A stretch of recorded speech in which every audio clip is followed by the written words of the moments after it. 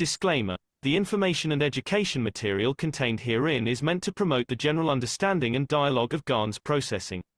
Such information is not meant or intended to serve as a substitute for a healthcare professional's clinical training, experience, or judgment. For patients and individuals, such information is not to be a substitute for professional medical, therapeutic, or healthcare advice or counseling.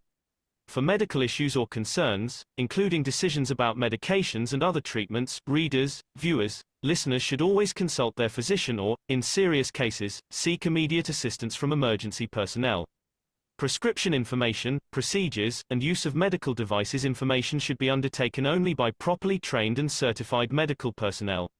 We specifically disclaim any warranties, express or implied, including implied warranties of merchantability or fitness for a particular purpose. Such information is provided, as is, and is believed to be accurate at the time of its publishing, but it is the viewer's job to evaluate the accuracy of any information found in this presentation. Every case presented is of their own experience, applied by themselves for themselves, and it applies to their case only. Every person experiencing health problems should seek professional medical advice and consult their course of treatment with a doctor. The processes of plasma balancing described herein are a natural process which supports the body but does not replace medical advice or therapies one is already subject to.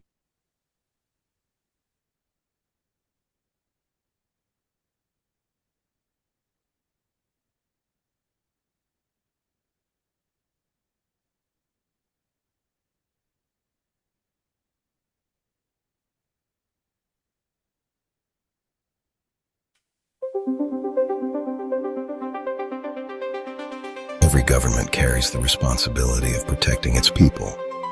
Healthcare, education, public safety, infrastructure, the environment, the future of the next generation. But every year, these responsibilities grow faster than available public resources. The challenge is no longer only economic, it is structural. When citizens cannot clearly see how public resources become public value, trust begins to disappear. And when governments lack transparent and efficient tools, essential public services become more difficult to deliver. The challenge is not only creating more wealth, it is creating more trust. Now imagine a different possibility. A transparent framework where citizens and governments participate together under law, with accountability, independent auditing, and measurable public benefit. At the center of this proposed framework is Keshe Coin. In this proposed model, each eligible citizen receives an allocation of 1,000 Keshe coins. Each Keshe coin is presented with a fixed internal value of 1,000 euros. The presented total value therefore becomes 1 million euros. Governments and private companies are invited to formally join the Keshe Foundation at keshefoundation.at. 100 coins is given to the government national treasury of the individual participating and registering and accepting the Keshe coin. Citizen allocation remains at 1,000 Keshe coins. In addition, governments can request Keshe coin for infrastructure and national projects, which will be granted on approval. There is no hidden taxation. It is a transparent public allocation established by law and public agreement. Public value is measured by what citizens receive: healthcare, education, safe infrastructure, scientific research, environmental restoration, technology, opportunity, human dignity. A transparent digital treasury allows citizens to understand how public resources are being used, how much entered, where it was approved, how much was released, who completed the work, and who independently verified the result. Transparency creates confidence. Confidence strengthens society. The future is not built by governments alone. It is not built by citizens alone.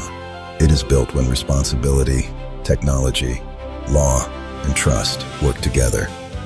Participation creates connection. Connection creates cooperation. Through the peace game, people around the world may contribute to a shared digital ecosystem. Verified participation may become eligible to receive Keshe coin. This is not competition, it is cooperation. It is participation. It is contribution. Participants who actively take part in the global network system will be eligible to receive 30 cash coins each year. The One Nation Network device allows individuals and institutions to participate in expanding the global infrastructure. Verified network operators may become eligible to receive annual cash coin rewards. The network grows because people participate, not because they speculate. Future annual activity income may be taxed according to national law. Every participating country may establish its own fair taxation policy. The objective is fairness, transparency, and sustainable public services. The initial public allocation and annual taxation remain separate. The same income is never counted twice. In participating countries, citizens may be permitted to pay approved public obligations using cash coin. Every transaction is secure, verified, recorded, auditable. Technology supports public administration. It does not replace the rule of law. Governments entering formal agreements may use cash coin within approved international cooperation. Medical equipment, food, technology, scientific services, infrastructure. Digital settlement occurs only after verified delivery. Transparency protects both sides. When disaster strikes, transparent public resources may respond faster. Every emergency allocation should remain traceable, audited, and accountable, helping people when they need it most. When citizens participate, when governments remain transparent, when technology serves humanity, a stronger society begins to emerge. Trust, participation, responsibility, knowledge. A stronger society is not built only by punishment. It is built through opportunity, education, healthcare, community, employment, and hope. When people have access to opportunity, many of the conditions that contribute to crime can begin to decline. The greatest investment any nation can make is education. A knowledgeable society creates a stronger economy, better government, and a more peaceful future. Technology has value only when it improves human life. It should reduce suffering, protect the environment, expand knowledge, and help humanity move forward together. The future belongs to those who protect the planet while building it. Environmental restoration is an investment in future generations. Trust grows when governments remain transparent, when every public project can be verified, when every citizen can see results. The future cannot be built by governments alone. It cannot be built by citizens alone. It is built together. Responsibility, knowledge, trust, cooperation. United under the Keshe Foundation and Keshe Coin, governments and individuals stand mutually accountable, working as one society to build a transparent, peaceful, and sustainable future. Different nations, different cultures, different languages, but one shared future. One nation, one planet, one race. When humanity is finally free to think beyond survival, the human soul may begin to elevate. A peaceful civilization does not only build better cities, it builds better human beings.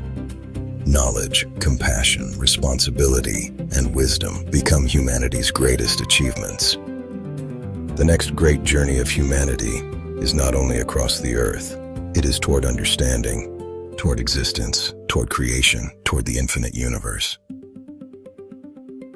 When knowledge and peace walk together, humanity can carry not only technology, but consciousness itself into the stars. Keshe Coin, a proposed framework where people and governments may work together to build a transparent, peaceful, scientific, and sustainable future. The future is not something we inherit. It is something we choose to build.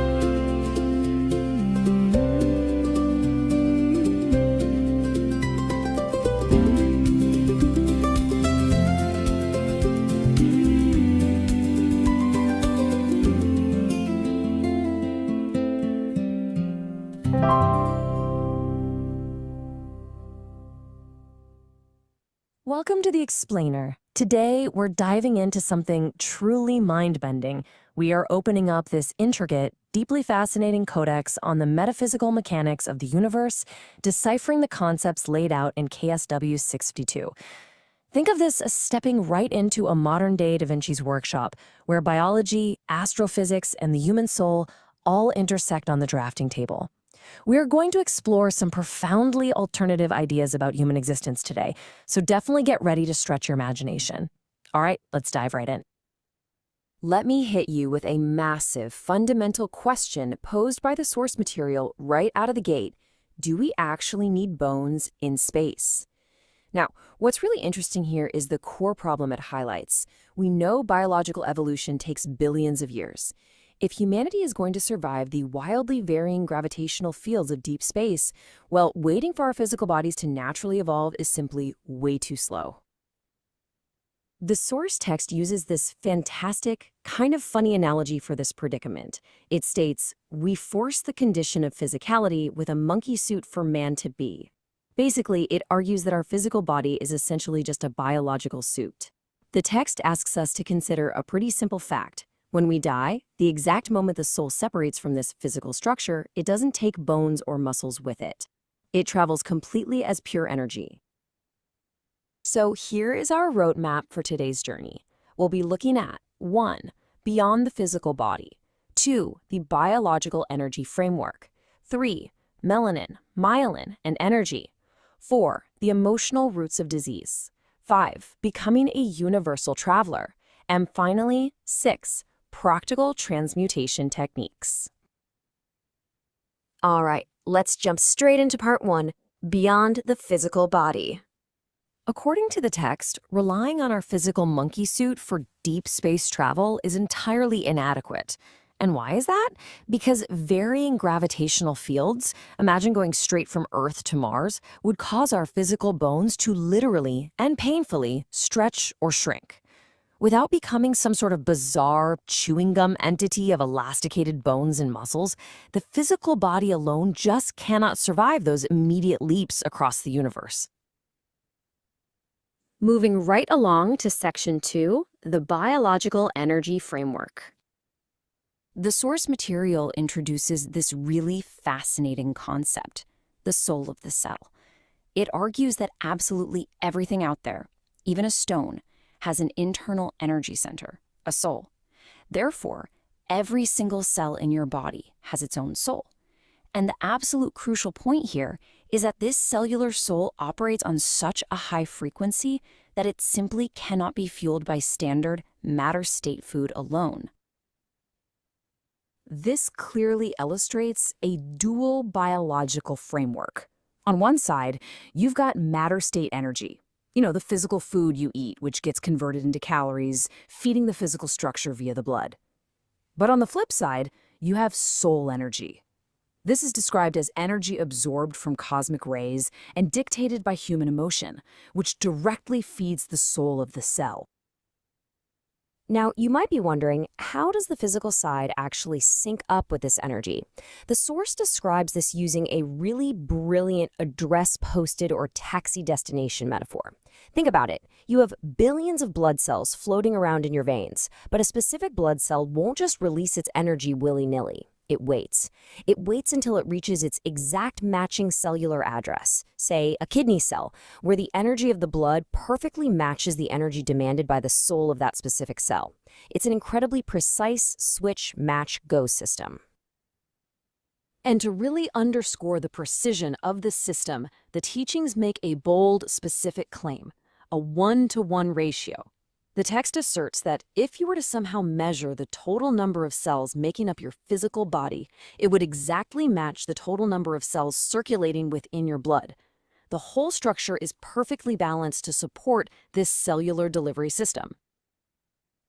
That brings us to Section 3, melanin, myelin, and energy. The framework maps out what it calls an unseen neural circle. According to the text, it all starts with the skin. The melanin in your skin acts as the primary interface, absorbing energy or cosmic rays straight from the environment. This energy then jumps across a space gap, moving from the stronger energy source to the weaker one into the myelin. The myelin then transfers this energy directly into your nervous system, which communicates with the emotional core of the individual. And here is a truly striking biological assertion from the text. The brain, the skin, and the lungs are fundamentally composed of the exact same tissue. They form one massive, continuous interface. The skin interfaces with the environment, the lungs interface with atmospheric gases, and they are all seamlessly connected right back to the brain, which acts as the ultimate interface for the soul of the man. Let's look at Section 4, the emotional roots of disease. The source material presents a highly alternative view on conditions like cancer, describing them essentially as an energy mismatch. The framework suggests that if a person's emotional energy changes, it actually alters the energy requirement of this cell's soul. If the physical blood lacks the corresponding matter state energy to match it, the cell just pauses. It becomes denser, changing its cycle and frequency, while waiting for a matching solution that just isn't arriving. On the flip side, this exact mechanism is how the text explains ancestral or monastic healing practices. By bringing intensely focused attention and emotion to an area of pain, changing the breathing rhythm, and altering the energy of the lymph, a person can literally dictate where the body's energy needs to do its work. It's all about consciously overriding the physical with the emotional and energetic. All right, on to Section 5, becoming a universal traveler. There's a really striking question posed by the author here. It's basically, would I buy a Rolls-Royce and kill myself to do 200 when I can use the Rolls-Royce of my brain, my soul, and travel the span of the universe? This brilliantly illustrates the contrast. Why drag a heavy, fragile, physical monkey suit through the harsh, unforgiving conditions of space when you have access to the immense, limitless power of the soul? The text describes the exact mechanism for this as the double reactor system. By utilizing emotion, which, by the way, the text argues is independent of the physical brain, in conjunction with the soul, a person creates a dual magnetic field. By establishing this field, you dictate your own gravitational body is either left behind or transmuted into a form that simply follows the energy. Finally, Section 6, practical transmutation techniques. The source actually provides a specific exercise for energetic movement. It asks students to isolate a target area, starting with the toe. The goal here isn't to physically move it, but to transfer thought, emotion, and energy directly to it. You then practice cascading this energy upwards to the ankle, the knee, the hips, eventually encapsulating it all in the brain. Fascinatingly, the text explicitly advises against shaking hands during this practice period, so you don't accidentally transfer away the specific energy you've been working so hard to build. To make this energy movement actually happen, the text outlines a very precise breathing rhythm. This isn't just about oxygen. According to the framework, this specific rhythm changes the beat of the heart and alters the energy given to the lymph, effectively acting as a steering wheel to dictate exactly where in your body your energy will do its transmutational work. This specific rhythm breaks down exactly like this. You inhale for 4 seconds, hold that breath for 4 seconds, exhale slowly for 6 seconds, and hold empty for 2 seconds. The text highly encourages practicing this sequence while bringing your attention to a specific point, whether that's a knee to alleviate pain or your brain to practice becoming a transmuter of space. It's a profound exercise in taking conscious control over your entire biological energy framework. We've covered some absolutely incredible ground today, building a comprehensive guide to KSW 652. We've explored the inadequacy of the physical body for space travel, the biological energy framework of the soul and cells, the fascinating role of melanin and myelin in energy absorption, the emotional roots of disease, and even practical techniques for transmutation and universal travel. Based on this framework, it all comes down to mastering those emotional and energetic circuits within us. So, I'll leave you with this final provocative thought to chew on. Are you ready to let the physical monkey suit hang and traverse the universe as pure energy? Thanks so much for joining the Explainer, and keep exploring.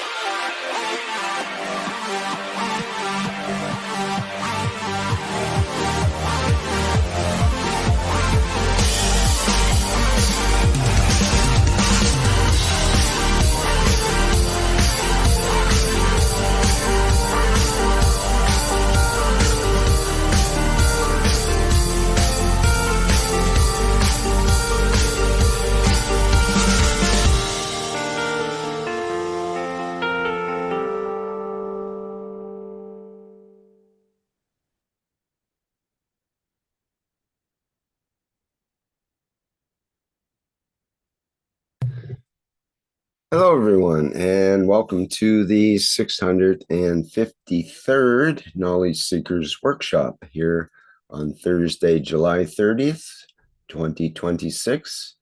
This is a broadcast of the Keshe Foundation Spaceship Institute Education Department and part of the Public Teachings in English. My name is Rick Cremond, and I'll be host once again in this weekly series of workshops. And once again, of course, we have Mr. Mehran Keshe as our main presenter and teacher here today. And I believe he is ready to begin today's session. So please go ahead, Mr. Keshe. Thank you very much. Good morning, good day to you as usual, wherever, whenever. Listen to this series of knowledge seekers from Keshe Foundation, the Spaceship Institute. We welcome you back. Today we throw more knowledge into the pot of creation and try to understand how we have come to this point and how our life on this planet and beyond is dictated. Somebody wrote to me, Da Vinci explained the body of the man. You're explaining the life of the man in space. We have understood the physical part of our body as much as we can up to now. Now we have to understand the functionality of this in the space. What pieces are not needed? What pieces are needed? And what do we carry with us once we become part of this energy in the universe? Does not matter in the time of sleep or in the time of death. How do we picture ourselves? How do we find position? And in so many places in the universe manifest ourselves as an entity.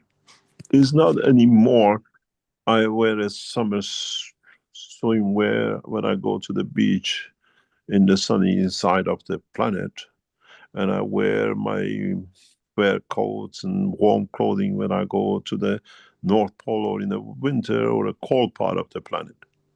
Now is what do I carry in space? What do I wear in space?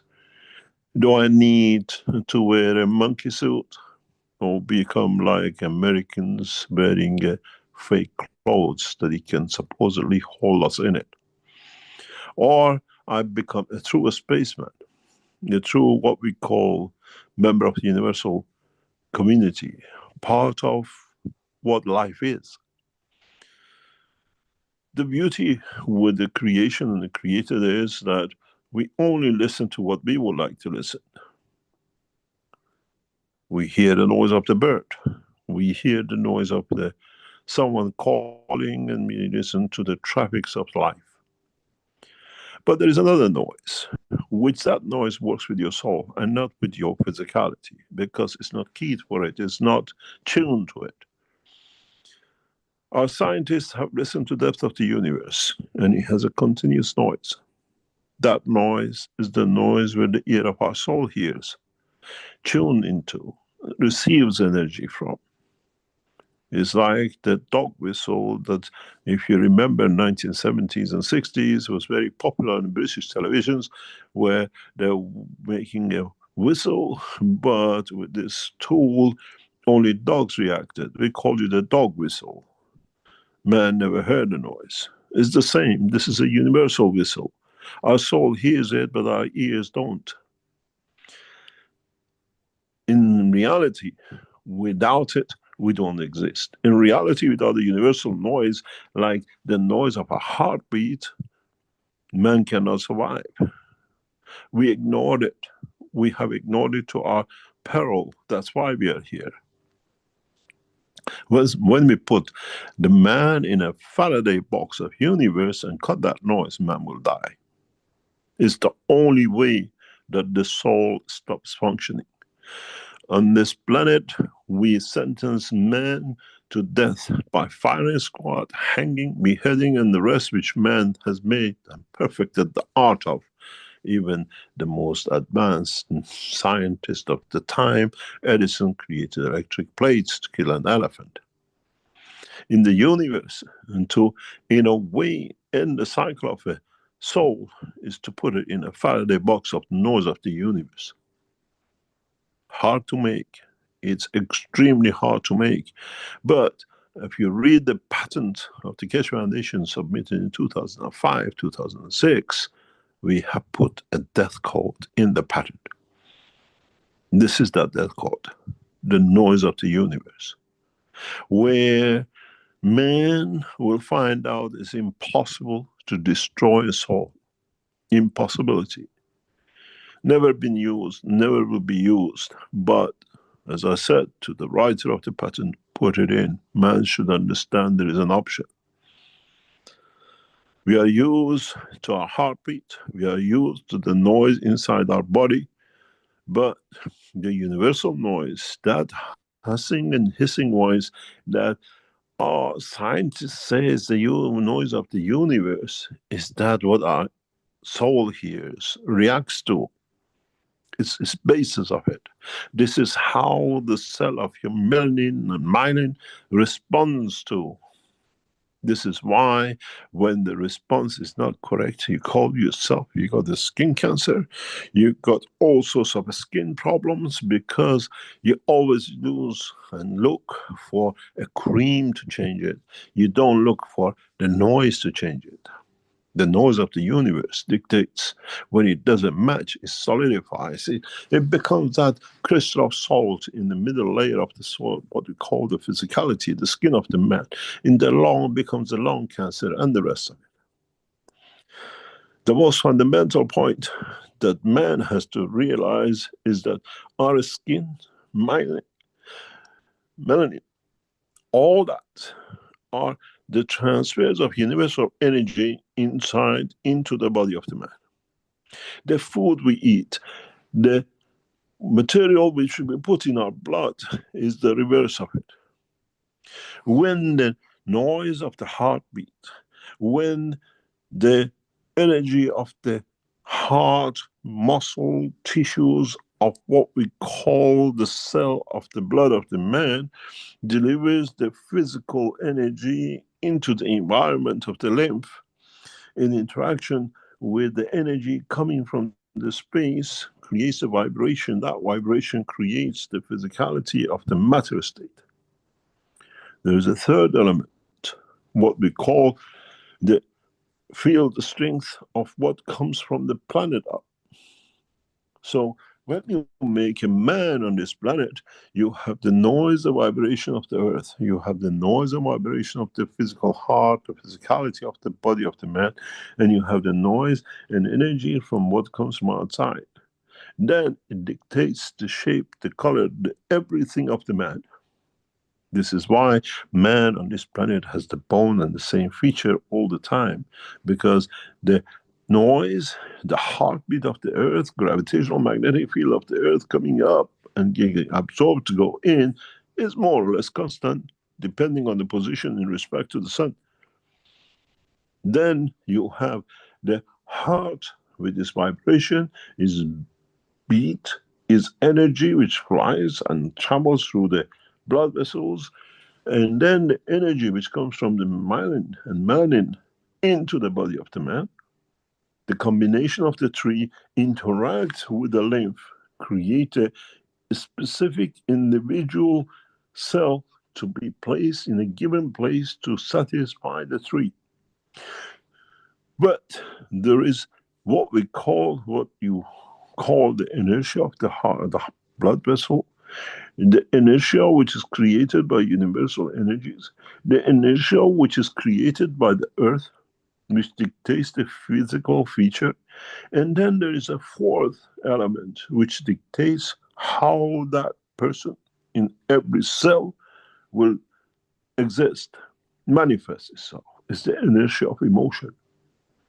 Once these four come together and find the balance, they decide on the cell of the kidney, they decide on the shape of the man, they decide on the feature of the man, they decide on the emotion of the man, and decide on the behavior of the man. Now we see we are truly a combination of the creation. But this changes when we move man from earth to moon to another position in the universe. The heartbeat becomes the heartbeat of what we call the soul of physicality, what you call the spirit. Then you have the heartbeat of the soul of the man, the heartbeat of what decides what's in that liquid. But what we call the heartbeat, the gravitational magnetic field, the inertia of the soul stays as emotion. Then you take this one to the moon, gravitational magnetic field, the emotion and the heartbeat of the moon decides what this thing now will look on the moon. Now you understand, you cannot have a bone. You decide to have a structure. We've seen this in the worm and the snakes. They don't need a bone. We see these in the creatures in the oceans. They don't need a bone structure. So what we consider has to be is a lack of our understanding of the world of creation in respect to the condition and the position and the possession. Do we see spine in a worm? Do we see a structure as such in a jellyfish? Why should man, in a given condition, have bone structure in the space? Now you understand your position. You do not need to look like with a bone structure in the universe. We change the gravitational magnetic field of the position, then the body decides, transmutes into that shape. Now you understand more about what is about to happen to you in the space. Remember, in one of the trials in Linz, the lady said she could see herself half fish and half human. We explained the reason. The condition of emotion is still wanted a confirmation. I'm connected to humanity, but I want to be a fish. How many times you had the dreams that you're a different creature and whatever in the pool, in the flight and the rest of it? Was that the reality that you could not accept? And on the other hand, you understand one point. When you become a plasmatic field, traveling the space of the universe, you have no feature, no fingers, no toes, no bones. You're a dynamic energy with emotion. Then you see yourself as a light. When you see yourself as a light, when you see yourself being in a way, in a condition of the plasma, traveling in the space of universe, where that light comes from the interaction of your emotion, what we call inertia, with the inertia of the what we call the plasma itself, which is your soul, creates a different light than when the totality of interaction of all the fields in that plasma, which includes your gravitational field, inertia of your emotion, with this environment, creates your inertia cell body as a light. When you see your light, it means you detach from physicality. This is why we hear a lot of people say, oh, returning back from dying and the rest of it, and we saw ourselves a light. When you see yourself as the light, it means you detach from physicality. It's not that the other side is so bright. It's you which interacts with the fields of the universe in your environment. And that, like a dream, leaves an impression on your brain because the brain is not packed yet to go. And you see yourself, oh, it was so peaceful. I became a light. Of course you become. Now you understand the mechanism. Now you understand how. And this is what is our job, for you to understand. How to change, how to transfer from a physical body into a light. The strength of the light, the field of that light, the inertia, emotion of that entity dictates the position where it can go. It's like you live in or you work in a structure, You can only go to the first floor because your key just allows your lower staff. If you are a cleaner, you can go to all the floors, but only to the toilets and the cleaning area. You cannot go into the research because you don't have the clearance, because you didn't gain that credit to go in. If you're the professor, you can go to all the places, and if you're the head, there's nothing hidden. You have access to every floor, every research room, and every and every place in the building. It's us, with what we do on this planet, what credit card, what credit limit, we create ourselves. We're only, sorry to say, the toilet cleaners, because we created enough mess on this planet that the only job left for us to do to gain access to a higher point is start as a cleaner, cleaning the toilet of the mess we created. Those of us who serves may get access to an office in the universal level, if you understand it that way. So in what we do on this planet, what we do in the life of sin, not only on this planet, in the life of our soul, dictates what credit card, what access entry to which floor we have. Do we operate as a cleaners and a sweepers because we have to clean up the mess, the murders and the killing we done on this planet, the lives we put in danger on this planet? Or we get access, we've been good, we've done things, and we served the life, not only the humanity, then we might get access to one floor, one research room. And then to get to the one who has access to all of it, which is the creator, takes a long time. Does not matter even if you become part of him, because that part which you were carrying your dirty work is I'm not accessed, I have not done the right things. And then you go back to the ethos of my beloved Mitra. Then you see those who live by it get more access to it, which is to the light. Now you understand the structure of your life. I made man in the image of myself, with what we call credentials and credit level collected. The biggest banker in the universe with a credit card is the creator, and your limit is dictated by you. What did you do in the transfer of the energy from the physicality which came through eating, destroying, or you lived through the dimension of life? Now you understand exactly where you stand.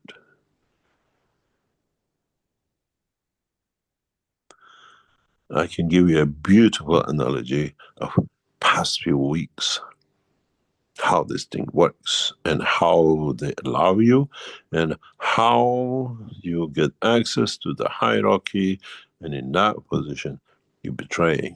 But that betray is not hidden from those who issued your credit card. This is as low as high as you can go. Then you understand your life on this planet is the creator of that credit limit. And you understand that what you gather on that card is where you end up to be in the process of when you only deal with the fields of the universe and not the gravitational magnetic field of the earth.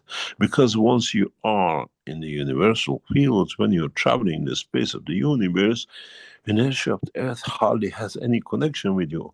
The inertia of where you go dictates your shape, your color. And then your emotion decides, I want to be part of it. Then I create the right, what we call pulses, that confirms and transfers me into dimension of physicality, which then you see me as what you want to see me on that place, position, and time. These teachings, this cycle of knowledge is unknown to universal community and even man. And in a way, for the first time, we release the knowledge. There's a rush of those who understand, trying to reach the point. but you have to look in the background what credit card you were given and how much you can extend your credit to where you can go. You have to understand those are the passengers of the universe, do not do the killing, so they have access to a laboratory here and there. You call them UFOs, you call them this and that, because they gain the knowledge to be better. And then you understand why those passengers of the universe don't interfere with man, because then you have to teach man things which the man can cause problem.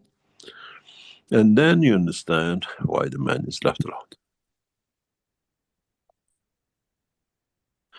Recently, the President of the United States fought for every way, cheating, bribing, heckling, to get the Nobel Prize for Peace. Then they didn't give it to him. He went for killing as many as you can. Then I get it that way, I give my own prize.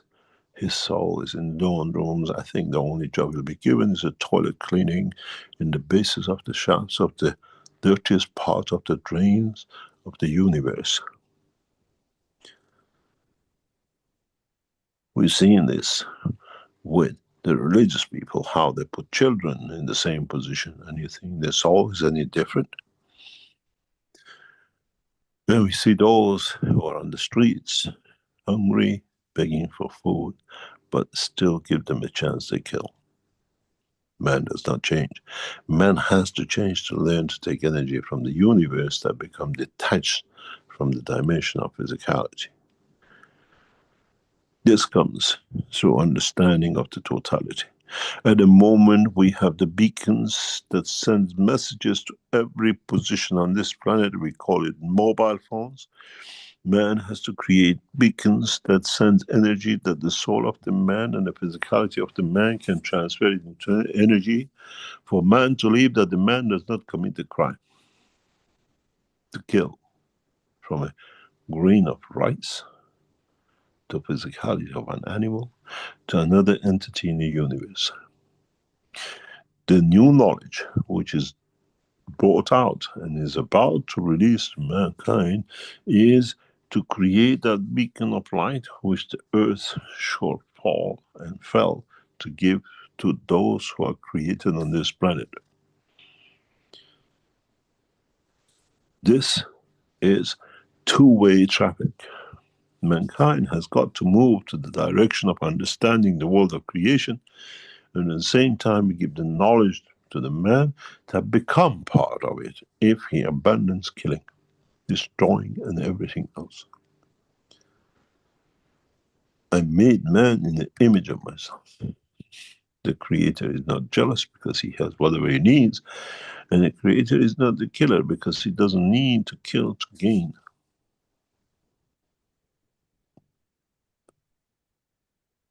Once we understand this, once we understand the interaction of the fields, and through it we control the emotion, the inertia of the emotion. We need to control by reading the inertia of the blood. With it, we control what we call the fields we absorb from the universe, the inertia of the universal fields.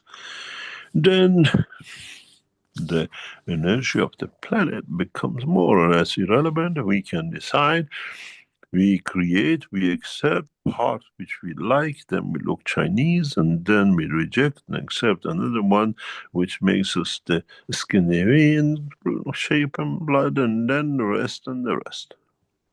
Then it can be done instantaneously, because now we control this, what we call the control panel of the emotion, magnetic, gravitational inertia of the creation.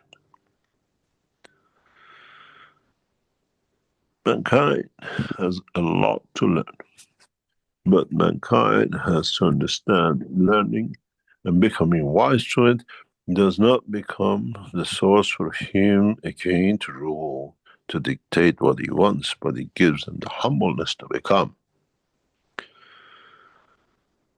When you live the life I live, then you become a true being anywhere in the universe, and I is the creator. Then you understand, man does not need to encourage the emotion of killing, the emotion of jealousy, the emotion of possession. And once man can control this, man becomes the true member of the universal community. Man gets his soul to trouble, does not need to take the physicality.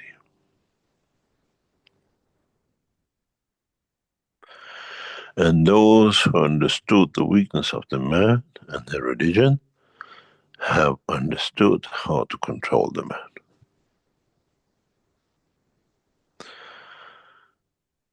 Humanity has entered a new phase. Humanity is about to change the structure of its existence. The mankind has become the totality of understanding the process of the creation in the dimension of its own created things. Now we understand how good mankind has moved and how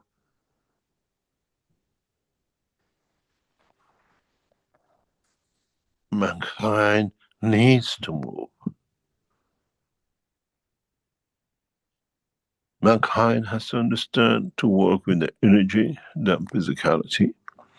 Then he can feed this physicality through the energy. Mankind needs to transfer itself to a dimension which is not within it, but he lives in it.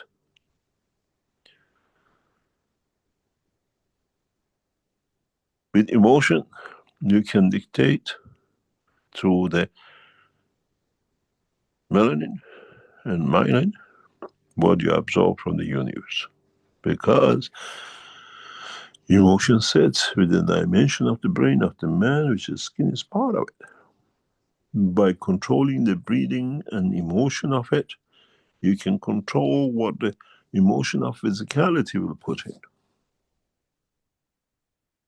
Don't you get excited when you see something you like? Don't you get excited when you hold your lover in your hand and the rate of your heart and your breathing goes up?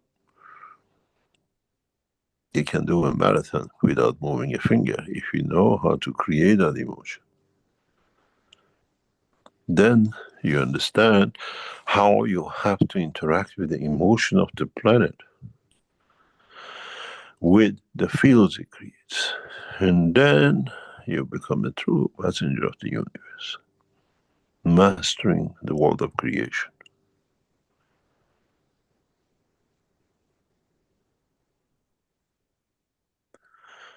And once you master that, you're ready to transmute.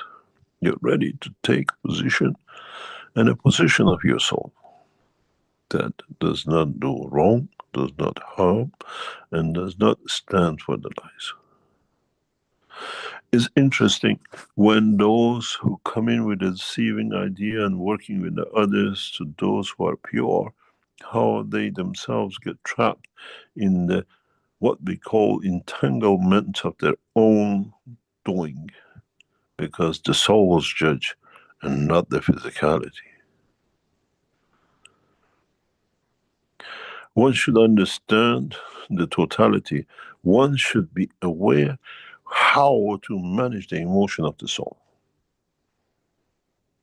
Then you manage to control the emotion of the universal fields. You can control the emotion of the what we call the spirit. And then the only thing you cannot control is how to interact with the field, the inertia and emotion of the place, time, position and position. We see this in the world of the creation of the man. You look at the shape of the mountains and see how they peak up, and look at the plants and the trees growing on them. And then you have a line that nothing can grow. Does not matter what you do. It's how the angle of the creation created, and what is the angle of inertia of the planet that cannot reach there in the level of the amino acid of the life. It can reach in the amino acid of the matter and push the mountains high, but its field inertia of the emotions, if what we call life, does not pass more than a certain line. And this is what you see, for example, you run a fountain, the orange color can go only to 10 meters and the red can go 15. No matter what you do, 10 cannot pass the 15. And then you understand, even in your physical life, what you have ignored. Mankind is controlled by his breathing on the altitude that he can live, and that breathing decides the interaction of the emotion of what we call the physicality of the man and the creation of the man. When I was in a special condition years ago, they explained to me, I wished I could have seen it, that the women in this area at this high altitude can have as many husbands. And one comes and waits till one goes. When the ships move, the other one move in. And 5 or 10 men share one woman, depending on the availability of who arrived first. You're trying to sell this to the Arabs. See how that woman gets beheaded. The altitude, the inertia of the emotion of the planet has more direct effect on the emotion of the creation than actually you ever thought. And then you bring that, change the field, the strength of it. One man in the Arab nations can have 40, 50 women. Same creature. The emotion of the planet dictates the condition of the life. The same shall be the emotion of the universe dictates how you accept, what it suits you to be. Would you like to be a man in Himalaya, or would you like to be a man on the what we call deserts of the Saudi Arabia? This is how the fields of the planet, its gravitational magnetic field emotion affects the man. In one we share one, and in the other one is forbidden as criminal to the others. This is how the emotion of the place, position, and time will affect the manifestation of the man, is what we call transmutation and presentation, and what we call to be visible in any shape or form in the universe. What does not fit us, we cannot manifest. This is exactly why we don't see so many elements in so many parts of the universe, because the emotional field does not match the inertial gravitational field of the plasma of the entity.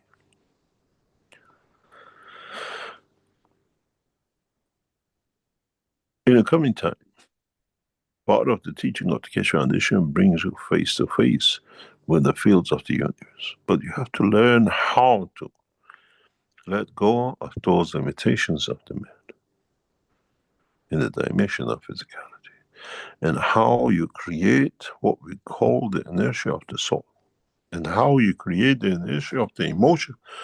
And then you have to negotiate with the bigger brother, which is the inertia of the universal field. They all carry their own noise, they all carry their own heartbeats, and when they synchronize, when they become one, then you have what you call resonance, which allows the creation. When the four match, then it's the time when you manifest itself, because it's the beauty of the manifestation. And this is exactly how the cells of your liver, your kidney, your eyes are created. I have the emotion I want to see, and I want to see at this point. The La gives you the eyes. I don't need the eyes. I want to feel it with the field of the universe, with the eye of the soul. I don't give you any eyes to see, because you can have physical problems. You can see the whole universe because there is no horizon. Now you understand. Even the cells of your body dictated away, the noise of it, the heartbeat of it. If you didn't have the noise in your blood vessels, if you didn't have those gates which creates that whoosh, whoosh, you won't even be able to make a single cell. When they put the gates not falling to the bottom of your foot, is to create that noise, which in its attraction with the emotion of the soul, the emotion of the what we call physicality, the emotion of the universe and the emotion of the planet, that noise of in that position leads to creation of certain cells, which confirms the manifestation of. Why do you have a smaller blood vessels at the tip of your fingers and the noise is so tiny? So you have a tiny element called the tip of your finger. And you listen to the blood vessels, your arteries, and see what sits around them. The noise they make decides the size of the man. The change in the noise of that whoosh in your blood changes when you get older. You fold in to be near to it. You bend into it to be near to it to confirm the existence. When a man has a heartbeat and a blood vessel which can make that noise the same as he was 18, you see man survives in 200 and 300 and 400 years old. That noise of whoosh in your blood and not your heartbeat is the cause of your existence, because that's what carries the emotion of this is me, this is my strength, and that's what I want to do. Being an athlete does not change it. Understanding how to use the emotion of the, what we call the inertia of the emotion, then you can do, I want to live 200 years. My body tunes to that. That's the emotion of the inertia of the man, which dictates the life of the man. Your life is dictated by your own emotion and the physicality of how you master this game. Now, it's for mankind to understand deeper what is being taught today. We open more doors in the knowledge of the universe for man to understand. But at this moment of time, man is too busy killing. The time will come, and that time is very soon, that man will stop doing the killing and the man start understanding the process of the emotions of the 4 dimensions which leads to the creation. In a way, if you look at it, you have again that the star formation. On the top sits the noise, the plasma, and the fields of the universe. And the base sits the planet Earth, sits the soul of physicality, and on the side sits the soul of the man. Where the soul of the universe is connected to the soul of the creator, which is the most powerful. The other 3 are what we call the bottom feeders from what is left. And whichever you strengthen is the dimension you get pulled into. Man has strengthened the soul of the physicality, the spirit, and is tied up with the earth and is locked itself to it. Once you understand this and detach yourself from it, you'll see the ship becomes more in balance, and then you find a dimension and direction of one way to the Creator. I made man in the image of myself. But the thing is, man used the wrong mirror to see my image. We go for a break, we come back. And the teachings are so intense. If you don't understand it, it's another word. If those who research into this in the coming time, years and decades, understand I have given you the key to the universal life and dimension of travel in every dimension. And these teachings will come much, much deeper. And in so many ways become more relevant to the scientists and then the layman, and layman trying to understand the work of the scientist brings the two to be in level and understand the work of the creation and the created. And the only thing we don't need in between, somebody to translate, nor AI, nor the priest, nor any others. Because man has to understand this according to his intelligence, and that intelligence and the application of it brings man to hold the key to clean the toilet or become a guy who's got the access to most of the rooms in the world of the creation. We have given the key as what we call those who clean the toilets to the presidents and the leaders of the world, as they commit more crime than anyone else. And those who become detached from it will come to the point that they see no one will carry what we call the crown of leadership and kingship, as it's nothing but the headache for those who look to live the path of the Creator. As I said in one of the holy books, the time will come that no one will take the crown of kingship. And this is a point of disaster and destruction of the soul of the man, and no man wants to destroy his own soul to get to the point of destination. We go for a break and we come back, and we finish today at 11:45 as we are travelers of the world of physicality, organizing things for the foundation. Take us for a break and we come back. Okay, thank you, Mr. Keshe. All right, we will have a break here. I have actually 2 videos to play. One is the Keshe coin, and one is a tribute to Mr. Keshe's birthday, which is coming up in, 3 days here, or 3 or 4 days. So that's a tribute from the Brazilian community. And so maybe I'll play the Keshe coin video first, Mr. Keshe, and then we'll play the birthday tribute. Does that sound okay? The surprise one is good, no problem. Thank you very much to the Brazilian community, and thank you very much for all love and care. So you think I should just play that one, the birthday one? Either way, you surprise me, you can do what you like. When you told me this morning, it's your decision. Thank you very much. Well, perhaps we'll play that, and if you want me to play the Keshe coin later, we'll do that as well. Keshe coin is more important. Thank you very much. Yes, but it's our tradition here to acknowledge your birthday. It seems we do it every year, and as you mentioned earlier, the years seem to be coming by quicker and quicker as we get older.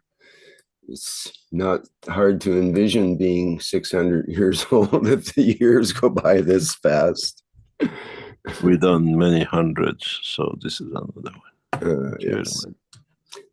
Okay, so this again is a tribute to Mr. Keshe's birthday from the Brazilian community.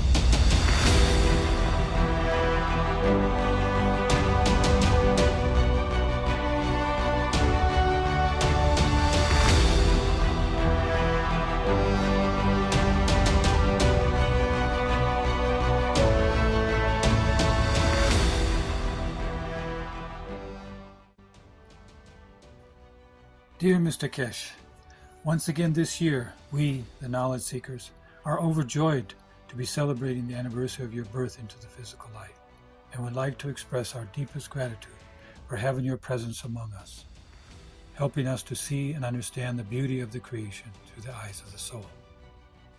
We are eternally grateful to have met you during this noble mission of bringing peace and harmony to all beings on this planet and beyond, sharing the knowledge of the universe and transforming lives. Thank you very much, Mr. Keshe, for accepting to guide humanity with such love so that we may learn to live by the ethos of the Creator.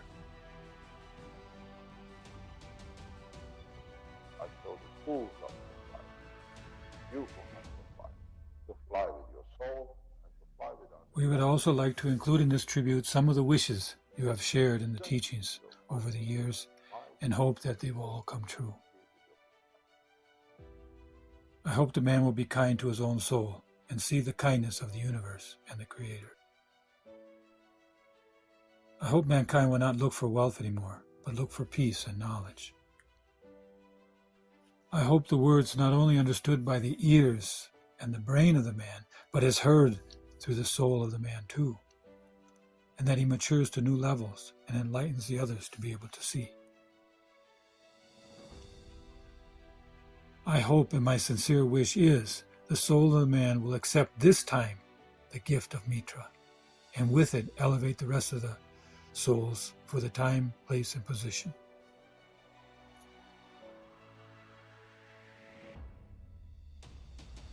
The choice is man's, and we have given every knowledge to the knowledge seekers to develop and to evolve the knowledge of mankind. Understand it, and with it, create the conditions that you change the course of humanity, not only for yourself, but for your soul. That through that elevation, your soul might be part of the soul to come, to change the course of the universe, as to change such a vast fields of the Creator needs a strong soul. I hope you learned a lot today, and I hope, and my wish is that the mankind uses it for a rapid development of the structures for peace, understanding of the totality of the creation, and the wisdom of the Creator.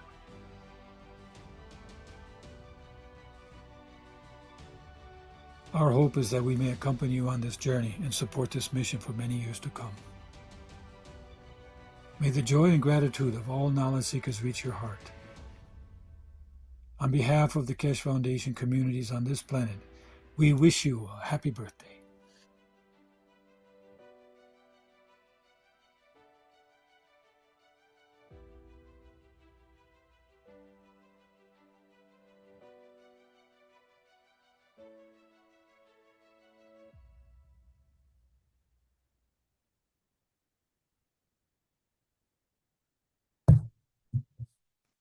All right. Thank you to Rafael and the other members of the Brazilian community that put that together.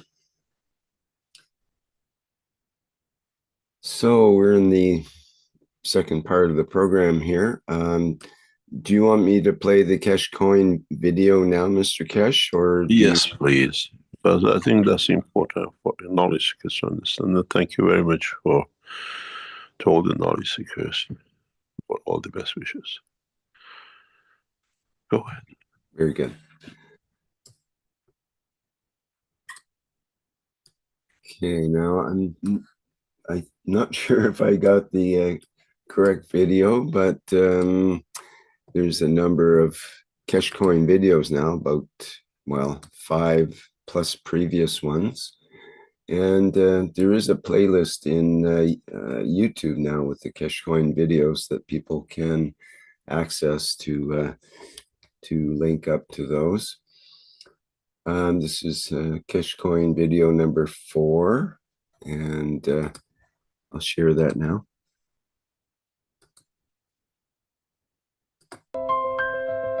Across the world, brilliant minds are waiting. Students with dreams, ideas, and intelligence. Students with dreams, ideas, and intelligence, but without the tools, guidance, and support to rise.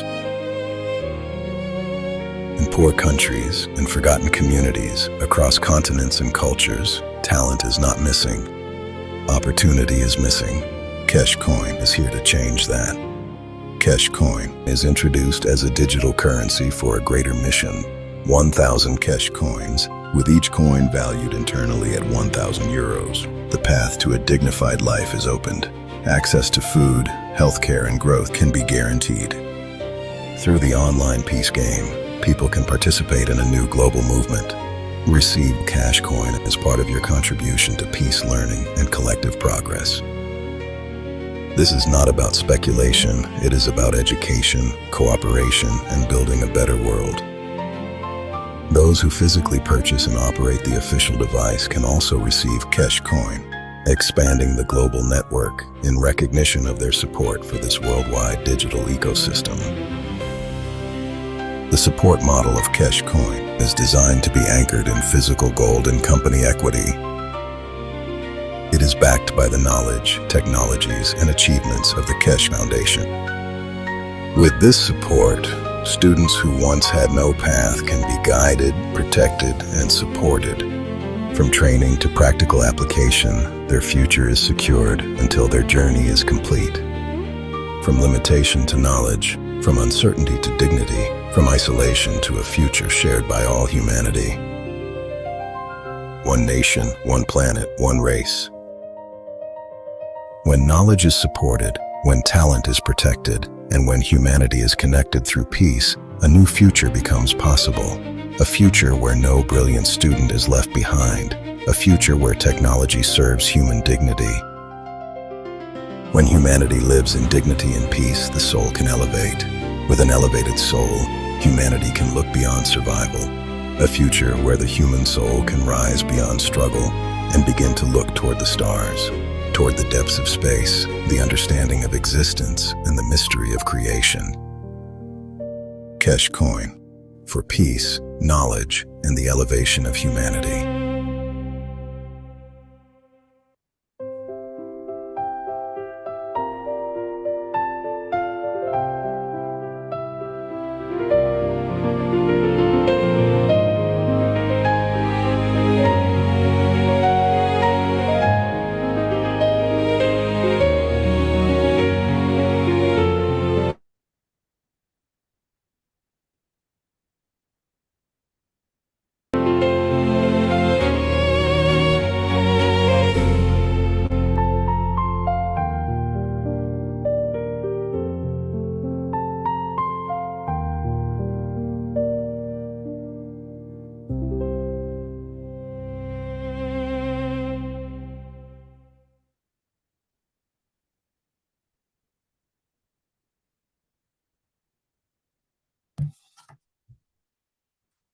Okay, we're back to our program here.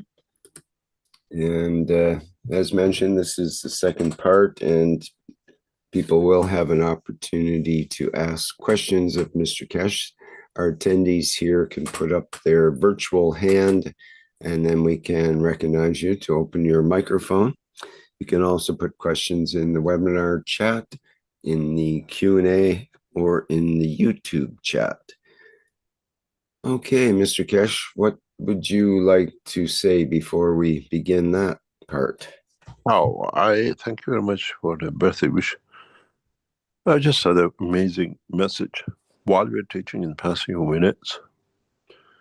And I read it to you because it's sum up everything we have done. It says, good morning, Mr. Keshe. Another special day. The first one arrived today. Thank you. The first unit of 1N has arrived in your hands, the cornerstones of independence, financially, and within the next few months, communication-wise. Nobody can interfere with your accounts. Nobody can decide if you're a criminal or nothing. That it suits them, and the game starts as of today. This message is the biggest birthday gift I could ever receive. It means from next couple of weeks, we start sharing the coins and we become part of the structure of the international government. And hopefully we should receive about 25 of these in the next 2 or 3 weeks as the units arrives in their position. And our team in the background works to sort all the what we call knickknacks and structure it to the best of ability.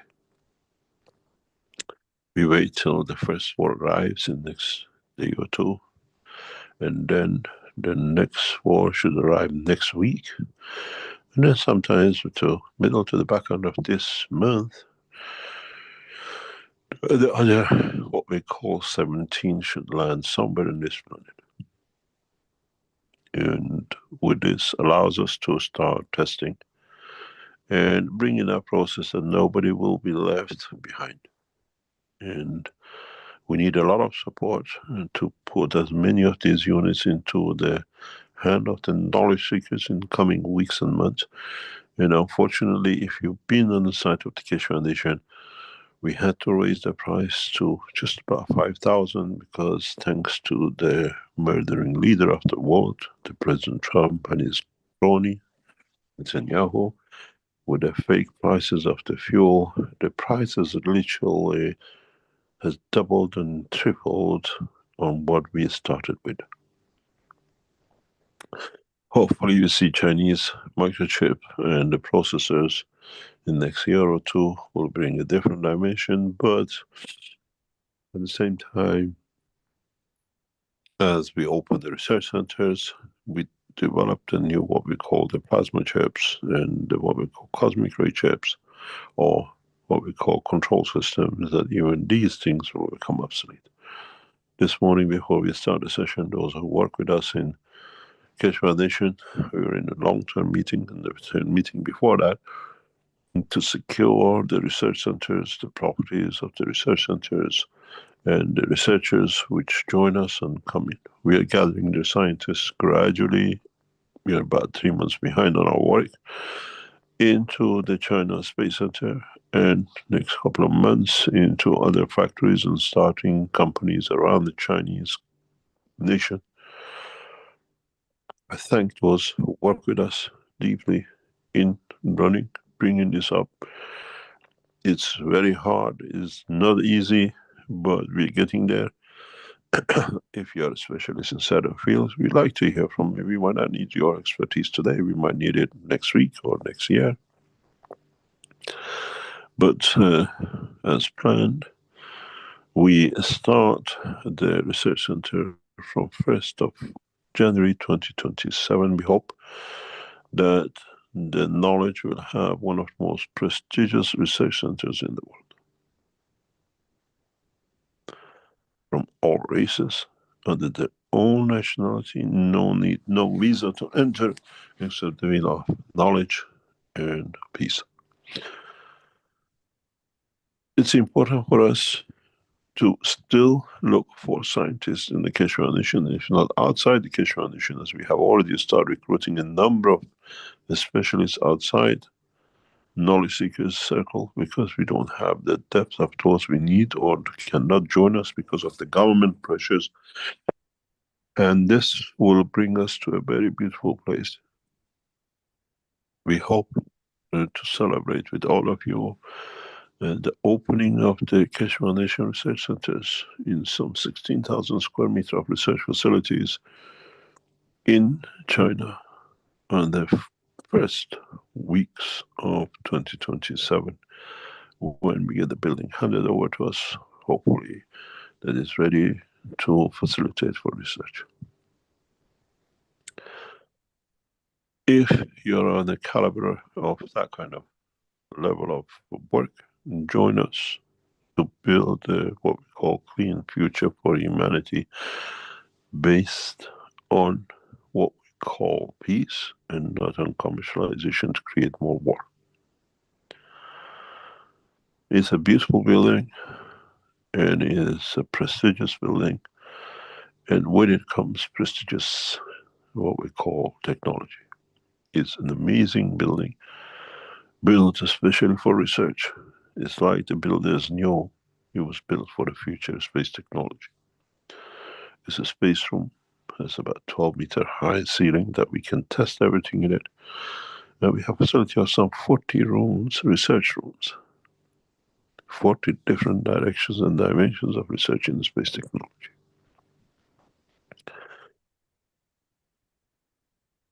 There is something which has become apparent to many of you for the past week, 2 weeks, that this is a difficulty with the Keshe Foundation website and the store. We had a dilapidated system for nearly 10 years. We knew it. Our team was working on it. And decision was made about 2 weeks ago, after a heavy attack on the website, showed the outdated, what we call programs, which are in AI, can break in like a knife in the butter. And everything is getting redone, reset, brought to 21st century, to AI situation, what we call level. You have to go back into the shops and re-register. We moved from the traditional problem we had a lot of with before, with the system which was brought to us by actually a lot of problems in 2013, 14, with what supposed to be an expert was what we call a clown, more or less. Now everything goes on the Shopify system, credit card, everything else. You will notice very soon that the bank account of the Keshe Foundation will change from 1st of September. Credit cards and what we call everything goes through Shopify. We will give you access to the donation accounts separately.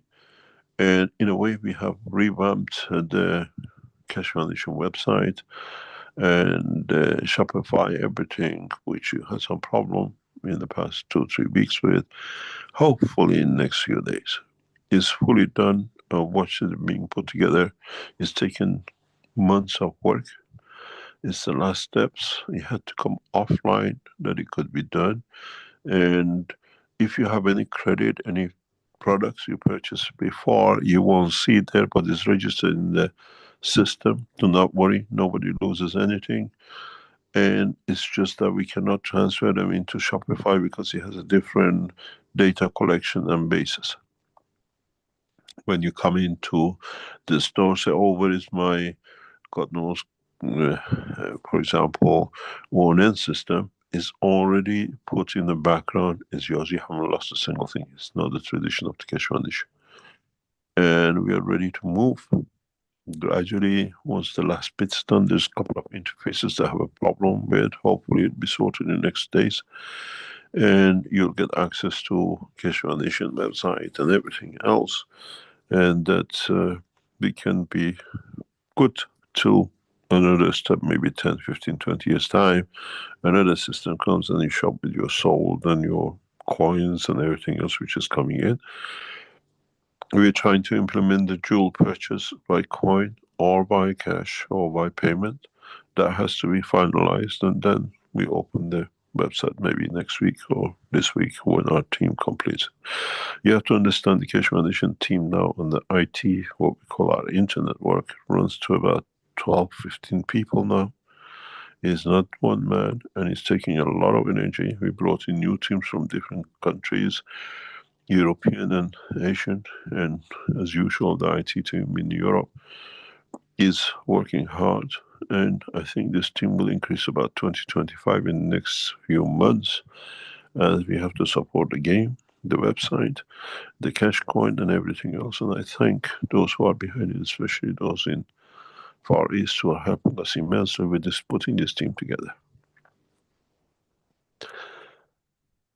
We are moving into the position of sharing cash coin. As I said before, we are doing the opposite of using government's energies to what we call finding the coin. We're using the government energies to finding peace, and the coins have all been fished, and nobody can touch it, and it's controlled, and you start receiving coins bit by bit. Register yourself into the Keshe Foundation, what we call in Austria. Complete the registration, go back into the games, and we start giving, as we said, Keshe Foundation workers in China will get the first time. We check on them how you can work with them. Then we go to the knowledge seekers, and then we spread to the students in universities before they start the next year, hopefully. And we gradually break through. We have 2 nations who have shown interest to accept the cash coin as a purchase. And we are expecting huge problems from governments. This is why it's important for us to get as many units as possible that become independent VPN system ourselves running, and that the system cannot be stopped, does not matter, as we spread across the nations. We need at this moment a lot of financial support to acquire as many as these modern systems to send out. Everything is sorted out after a year. And by September, we would like to be able to spread this across this planet as fast as possible, that we can operate freely and at the same time collectively together. If there's any question, I'll try to answer. And I have to finish today at 11:45 in 1 hour and 10 minutes as I'm traveling, and I have to be on the move. All right, very good. Thank you, Mr. Keshe. We have several hands up, so let's start with Antonio. If you could go ahead, please. Good morning, Mr. Keshe. Thank you, Rick. Just all the best for your next couple of days. Enjoy your birthday. Mr. Keshe, with the connection between the skin, the lung, and the brain, the energy coming through the skin and through the lungs, through your breath, with the brain, is it through your eyes or through the top of the head? Everything has dimension of the use in its place. Means your skin cell of your finger, if it was on your head, it will not do what your soul needs and your brain cells need. And this is one of the beauties of it. Your skin, or what we call the layer on top of your skull, those cells are specifically designed to absorb fields which can penetrate through the skull, and at the same time to stand the vibration of the brain in hammering it receives from the heart. So we should be, in a way, in a progressive development of every skin cell has a match with its own inside.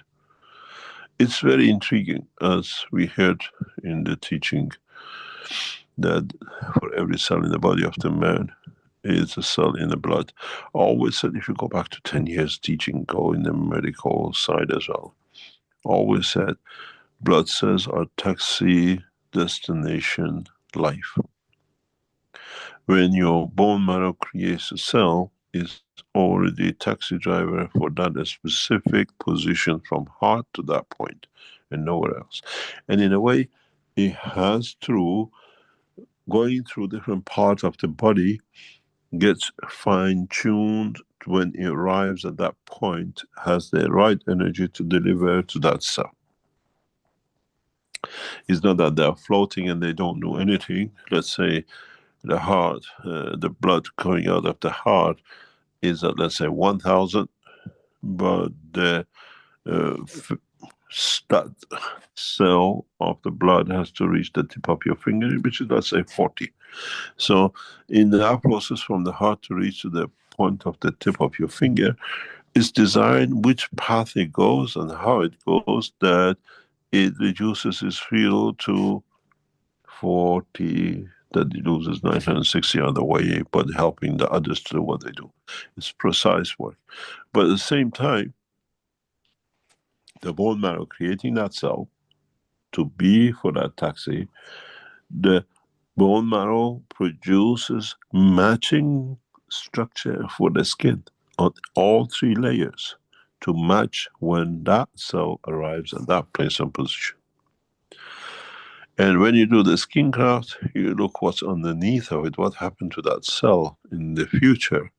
We see a lot of big problems, and we've seen part of it is, for example, rejection of the skin or rejection of the cell, because if the scientists understand they have to create additional fields for it to be supported, you don't have the rejection. You don't need to take tablets or medicine to accept it, not to reject it. You have to create a new condition of fields that it allows it to be done. You'll get something like this, very similar from the Chinese, what we call medical section in the Chinese market in the next few months. Like how to change the color of the skin, how to improve in the cell of the body of aging, and all sorts of things. New product range comes understanding this process and not just finding a solution to do something. Thank you, Mr. Keshe. Thank you. Thank you very much. Thank you very much indeed. Any other question? Yes, we have another one. We have a few more hands up now.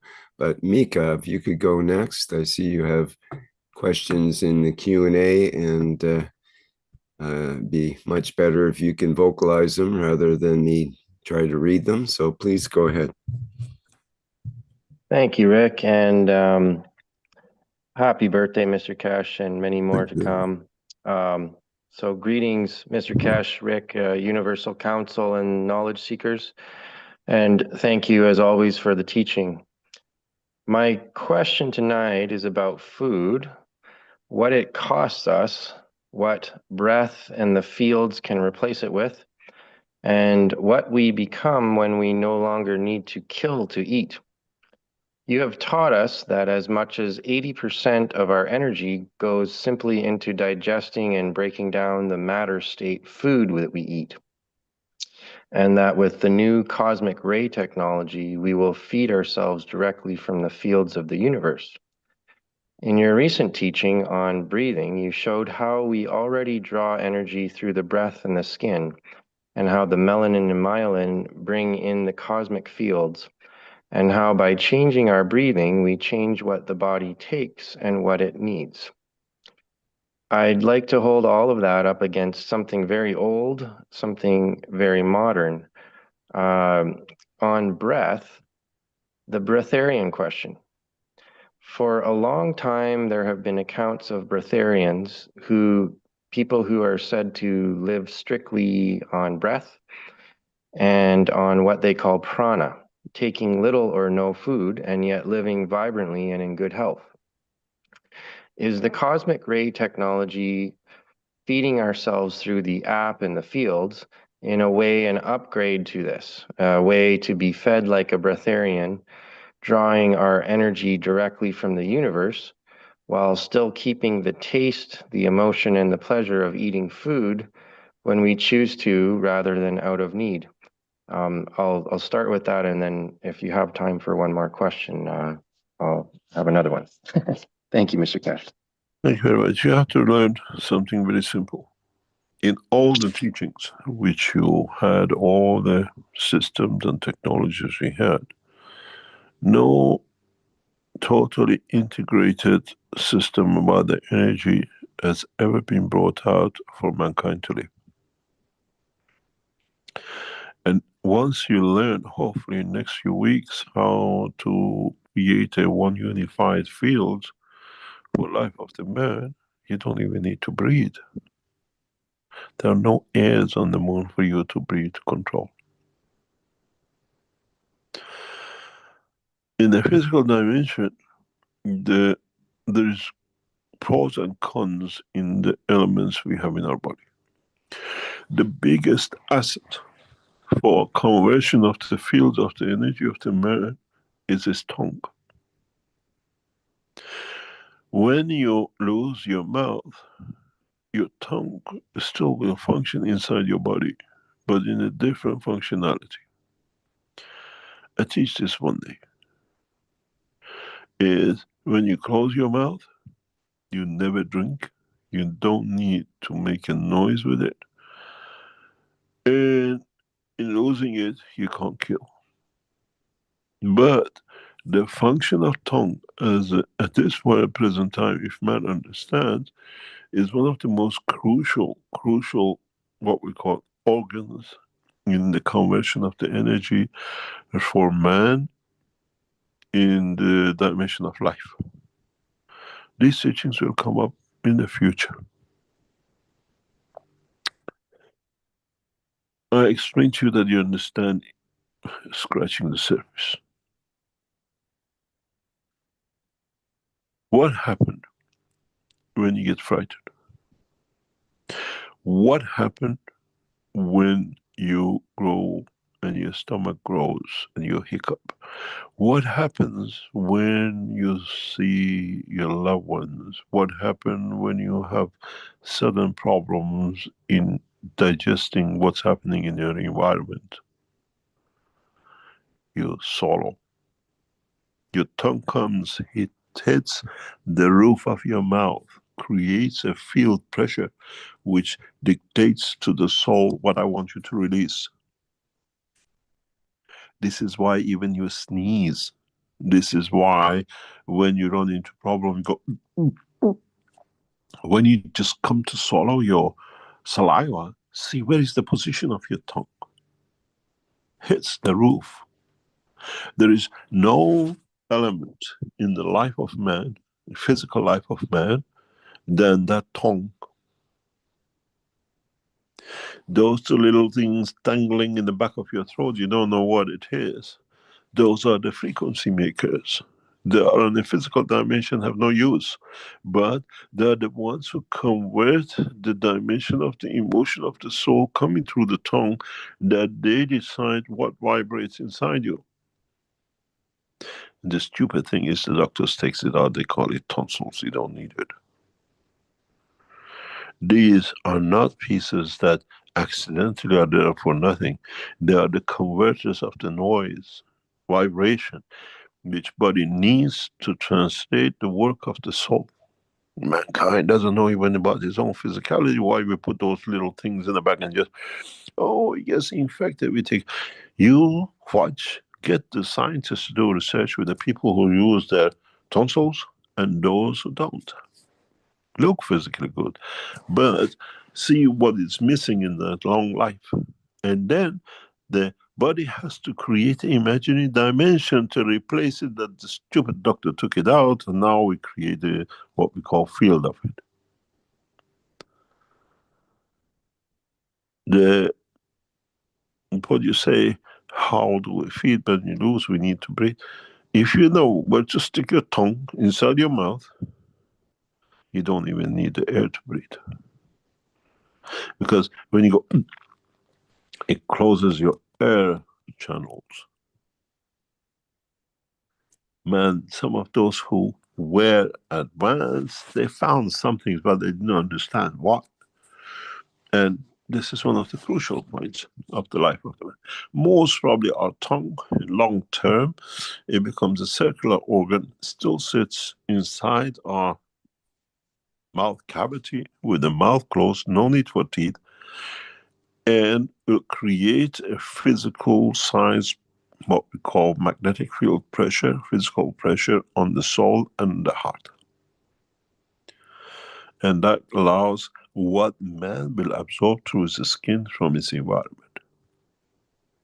In the development of the man, when he becomes more or less not eating or breathing from the air of this planet, tongue in the shape of what we call a spherical shape in the cavity of life will be one of the most important organs for control system. What do you do when you swallow? And why does your tongue take to the roof of your mouth?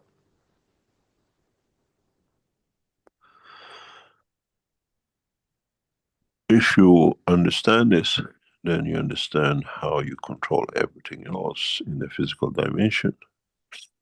You have the thyroid gland for the conversion of energy.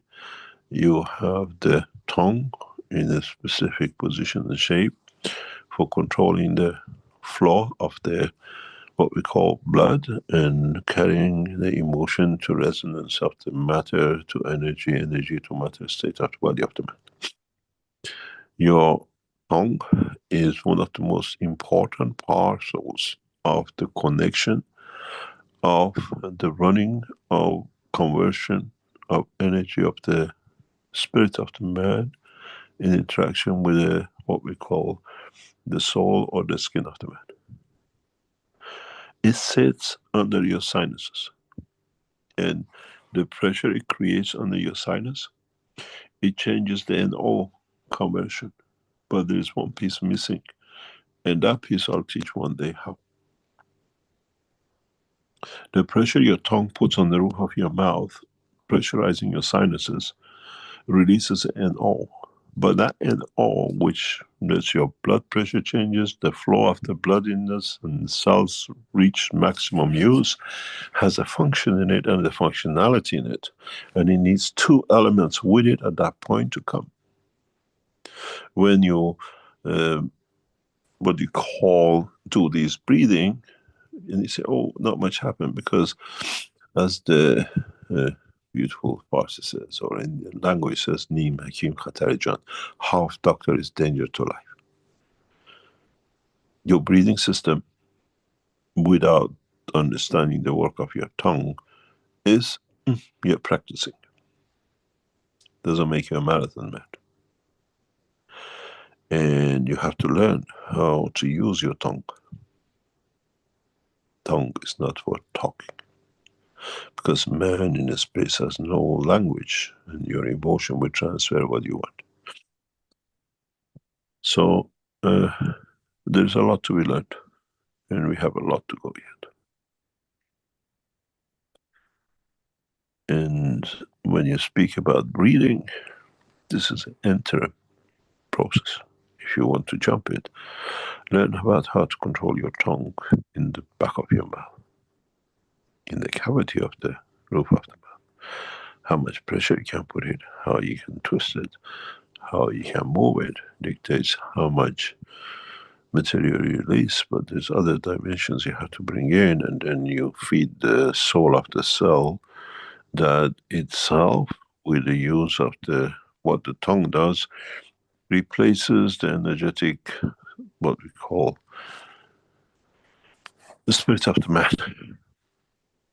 So the same soul feeds the skin for the absorption, and the same soul feeds through the tongue and what we call the gland under your chin. And then the heart, which actually, if you think of it, the heart is not much needed if you know how to control this, because now you feed the energetic field through the soul conversion, through the gland, and then you see we don't even need the heart. No universal entity carries a heart. It's a specialty of what we call creatures who have not progressed fully in development, which man is part of it. Any other question? Thank you, Mr. Keshe. Can I ask one more? Yeah. Okay, so this is from a so-called older teaching on the parasite. In the Essene Gospel of Peace, not your teaching, this is from the Essene Gospel of Peace, the Gnostic teaching of Jesus. There's an account of a 40-day fast. At the end, a bowl of goat's milk is placed on the ground, and the follower sits naked, hovering just above it. And a great parasite, a worm, sometimes 30 or 40 feet long, is drawn out of the body to reach the milk and is pulled free. So much of what ails us seems to come not only from the eating of dead food, but from what lives inside it and inside of us. The parasites we carry from that food and from contact with the animals and pets that we live alongside. When we reach the point of feeding ourselves purely from the cosmic ray fields and no longer take in dead matter, will we finally be free of these parasitic infections that cause so many of our illnesses? Is this one of the ways we come to live a far longer, healthier, and happier life? And is being freed from feeding and from feeding what lives within us part of how we are made ready to be introduced to the universal community? Thank you very much. If you done any work on this part, Researchers have done a lot of work in the recent past 3-5 years. They went back trying to find what was remain of the whatever life or living things 6,000-10,000 years ago and beyond, and the present man. When we look at the guts, what we call acid, enzymes, or whatever in the stomach of the man, used to be around 430, 40, I think, enzymes would digest everything, anything. Today we only find around 200 of them. The other 200 and something has disappeared, or body doesn't need. Those is the same work of the life. Gradually we might end up in a couple of thousand years or whatever, if we don't change our ways, the way we're becoming mono-energetic, fed, different shape and color of the food, but the same things inside it, then we will most probably end up with about 50, 60 enzymes in our stomach. So the new bacteria, the new problem we see is for the loss of that 200 and odd enzymes which we lost in our body. Yeah, those were there to stop these to be growing, and now we change our lifestyle and there is nothing there to do, and they get a huge growth. In the new products from Keshe Foundation China, in the medical side, we are releasing things which replaces this by energy. People with a problem with leaking guts, people with viruses in the stomach and everything else, new literally scientific products will come out of our factories in the coming months that replaces or adds to energy level side that can recuperate with that 240 elements we lost, enzymes we lost in our stomach. We see parasites in our stomach because we lost one of those enzymes which were trained for it. The modern man, especially in well educated in the energy business of the life of the man, which doesn't rely on other positions, is the herbs try to replace these 240 losses. There is no stronger herb on this planet than clover, if you know what to do with it. There is no stronger elements in energy than black seeds, if you understand how it works and how to mix it and how to do it. And these, what we call the medicine men, discovered these to replace those enzymes we lost as energy, which now allows to create different diseases in us. When we use this, we replace those enzyme lost. And it needs time. And once you stop eating, what happens to the stomach? When you lose your mouth, what happens to the stomach? What mayhem is going to be in there? How? We can't kill the people like what the Israelis do now. They kill the Palestinian terrorists, and they kill the children as terrorists in Gaza, and they take their organs and export it. They take everything out of their body, liver, lung and everything, and Israel has become the biggest exporter of human parts. By the list of those which even passed in parliament, they're going to kill 10,000 Palestinians in prison because their organs is already sold by Mr. Netanyahu to every synagogue across this planet. There's never been more murder done by human parts than the synagogue run by the Jews. Now you know, go on the internet, find out who's the biggest nation in human parts. Where do these parts come? Palestinians which are killed, raped. And what happened to us when we lose these enzymes?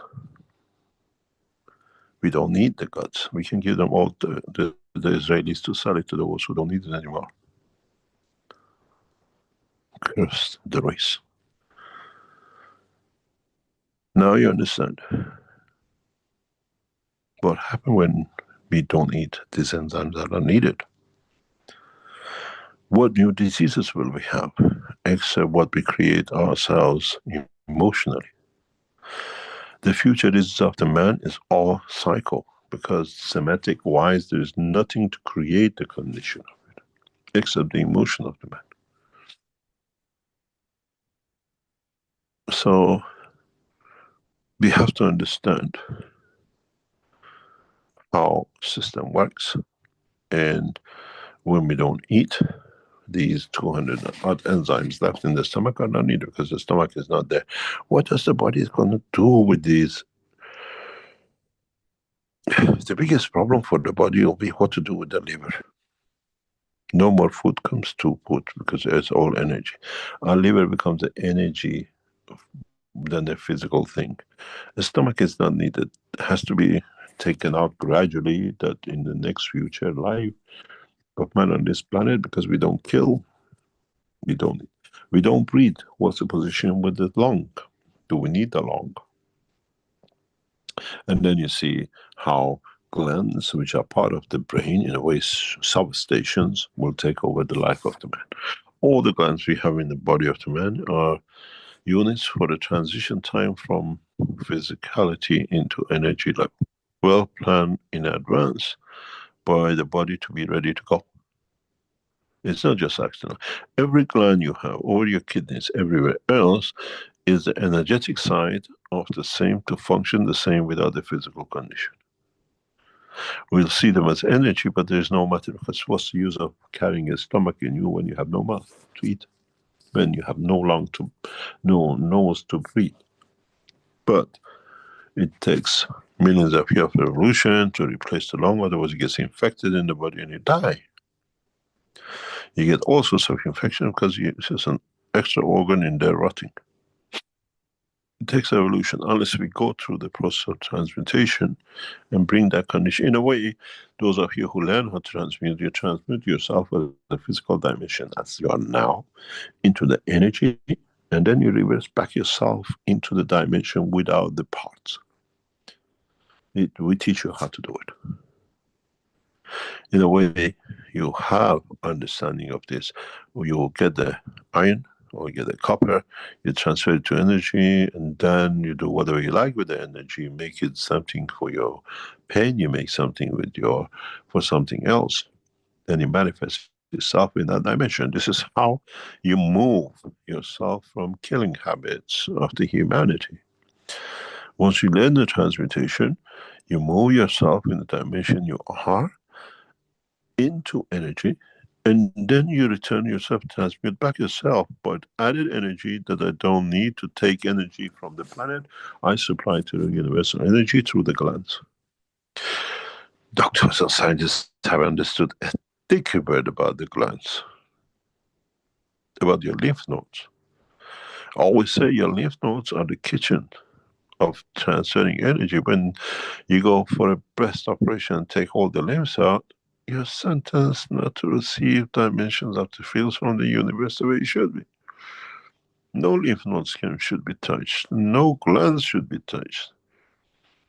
Because these are what I call Communist Party members of your life. You know, in China, you have a Communist Party of what we call the government. In every offices, high offices in China, you have the chairman of the board of, let's say, electricity. He has no power if the, what we call Red Army representative overrides him. And this Red Army general or person is your gland in your body. You should never allow doctors touch, remove any of your glands or your nuts. Lymph nodes is the source, the kitchens which cut the bread to the size you want.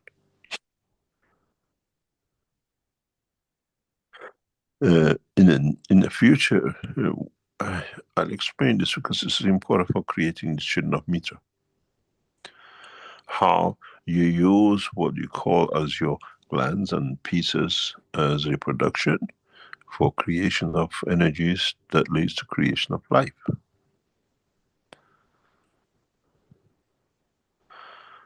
You don't need physically to penetrate and deliver. Sorry, the woman from Planet Zoo says, no, those are those parts for you to have your physical fun. But you can have the physical joy if you understand how to use your glands and how to use what is left there to do the job. 1,000 times more pleasure. Because it's the union of souls. It's a very, very special, but we have to learn. It's learning time. We are here to teach. I teach every one of you how to go through this transmutation, but you have to understand it and just be enthusiastic, and that's it.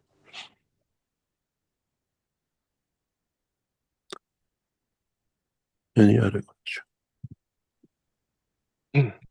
Thank you very much, Mr. Keshe, and very happy birthday to you. Thank you. Okay, thank you, Mr. Keshe, and thank you, Mika. Next hand up is Richard. If you could go ahead, please. Good morning, Mr. Keshe and Rick. I have a question about transmutation. Does a tattoo or a drawing on the body has any effect on transmutation or on the body itself? Has a huge amount of effect on the energy transfer in the body and the emotion, yes. You clearly introduce a filter. I was with a knowledge seeker yesterday.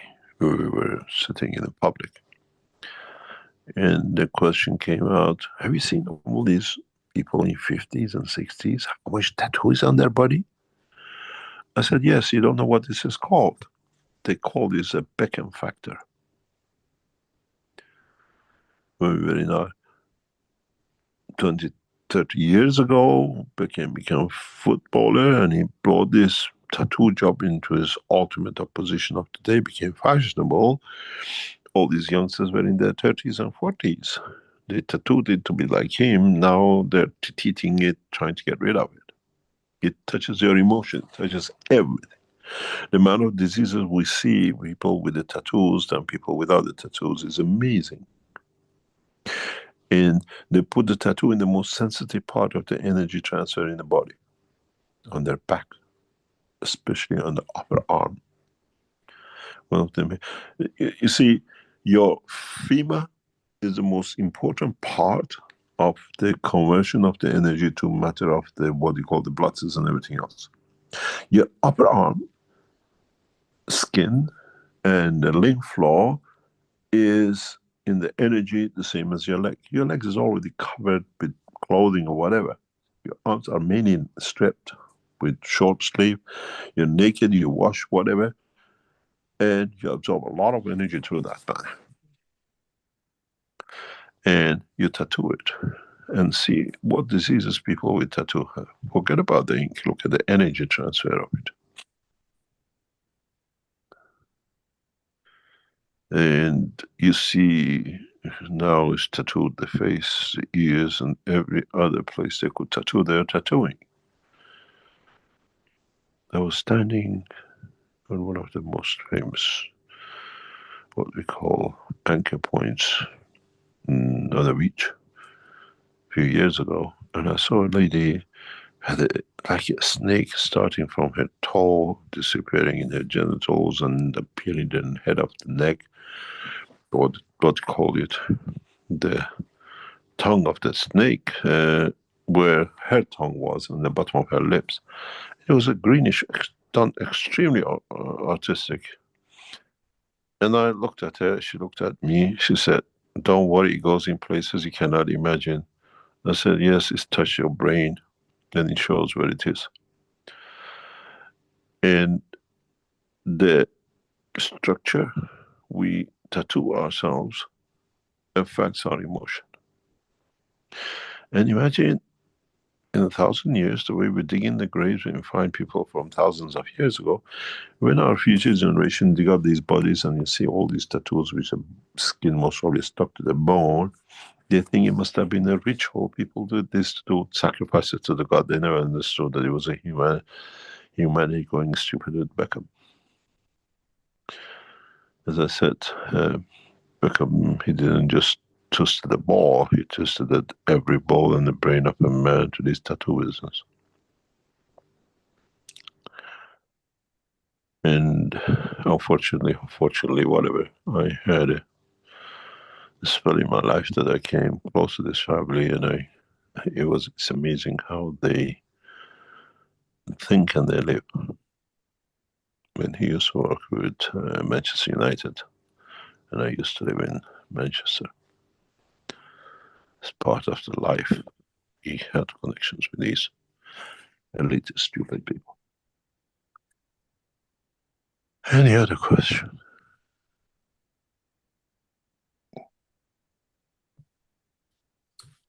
Okay, thank you, Mr. Keshe. We go on, we have Mothir next, and we have UC Host 1 after that. Hello, Mr. Keshe. Hi. Hi. Actually, we spoke about a month ago. You said you will give me a time after 3 weeks to talk to you, but I haven't heard from you We after that. are, let me explain. We are so busy. We come to you. You're not the only one. I have a book list of people like you. You're dealing with a third, fourth level person in your district. And anything these people do comes from much higher, and we are dealing with those people in India at the moment.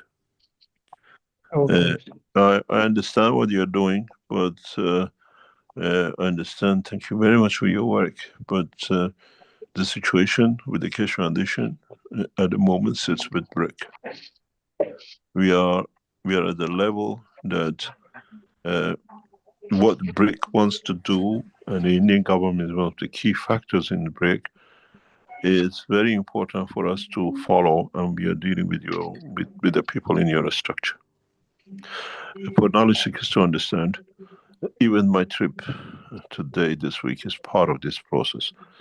BRIC is trying to bring a coin or a currency which can rival dollar, and they've been told if they do. Chinese are doing the same thing, trying to bring RMB to that point using the BRIC. And then there's a cash coin which says blow it off. You don't need to do any of this, because now already the coin, the structure, what you're hoping to create is already created on the banner of the Keshe Foundation. You knowledge seekers will understand very soon, cash coin will replace every currency on this planet in the coming time. You still have your local currencies of RMB, but then the balance will come, the gap, they'll gauge themselves to a fixed, continuous, same amount currency cash coin. And this will affect local decisions. This affects how the governments will do. And I even work with a Chinese team in China, and they think they know everything is happening, but on the background, we're working with the highest level people inside the government to move this. There's opposition from Americans not to lose power, but there is a lot of work. We don't need the governments. Americans will use the coin, Chinese will use the cash coin, and I answered you in one way. Rick asked me, what do you want me to play this morning as intro? And I said the government one, and you listen to it. This was done for three governments who are listening. You have today amongst you, or you had today, or people listen to it, the highest people in economical factors in the world. How does it affect us? I said, listen to the teaching. I try to get it made. You have access to the video, but listen and understand it's spread around the world. It's not just you thinking I gave you a link. We have to work at the highest, and then use our control in bringing peace into work of the governments. Once now the ordinance have landed, it's going to be, it took us 12 months to do it. Once the cash coin flows amongst you, and you tell the guy, I have a coin, you can have 1,000, why don't you go and ask for yours? We don't have the support to do it yet. By the end of the year, we do, hopefully. We have to set up the VPN properly. That's why we're testing with this. I asked knowledge seekers to help us financially to purchase as many of these as possible. This is the key to the world peace, not just because of the Keshe Foundation, but the independence of the governments, that they cannot be controlled by United States or the whatever called. They're scared of bringing coins. They're all going into the coin business. We're already in the coin. But our coin is for all the nations, not just for them. So I understand we're working a lot in the background, but it needs a lot of patience. And now we are there. The first unit landed today. I think 4 of them will land today. The important was to see the first one landed. And then we work through government. You go to anyone, say, I give you 30,000, 20,000 in coin, and go to the other guy, and then you accept mine, I accept yours. How did the Bitcoin come in? This time, man do it. You don't need to be rich to buy 60,000, 50,000 coin. You're given a coin to have in your hand that amount. You start exchanging it. We don't need to do much. The job is done. Thank you very much to those who work in the background to make it possible. We bring the soul with us, and they do the work. Always said, you've seen the governments, when they come into power, they bring all the people who they know to support them to become minister of this, head of that. When we come as universal teachers, we bring our teaching team with us. And they know exactly what to do. We don't need to do anything. Those who create the coins, those who create the programs, or those who create the research, they are part of us. We just put them in the physicality and the knowledge that they can carry it out to deliver their job. I don't sit to do the job. These are like the glands I was talking about in your body. We come as a team in different shapes in different parts of this world, but it's all the same. And we are there. We done what we call the chador job, if you know what that is. The hijab. If you don't know, I'll give you a little secret. It's not a secret now. You hear it. Do you know how they killed all the Iranian leaders in the first day? 160 of them.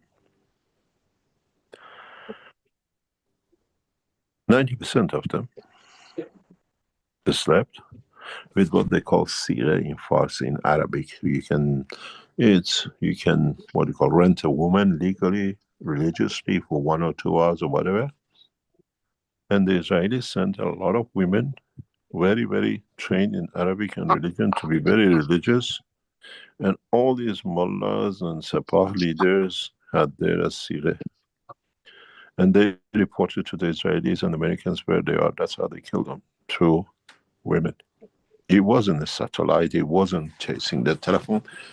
They became friends of their families. The wife said, oh, he's going on a mission today to that place. And they sent the news with the embassies, a British embassy, American, what do you call it, Swiss embassy in Tehran, to Cyprus and to Greece, that this leader is going to be that position. The information was 100% right, because pillow talk became talk between the woman they trusted and how they kill.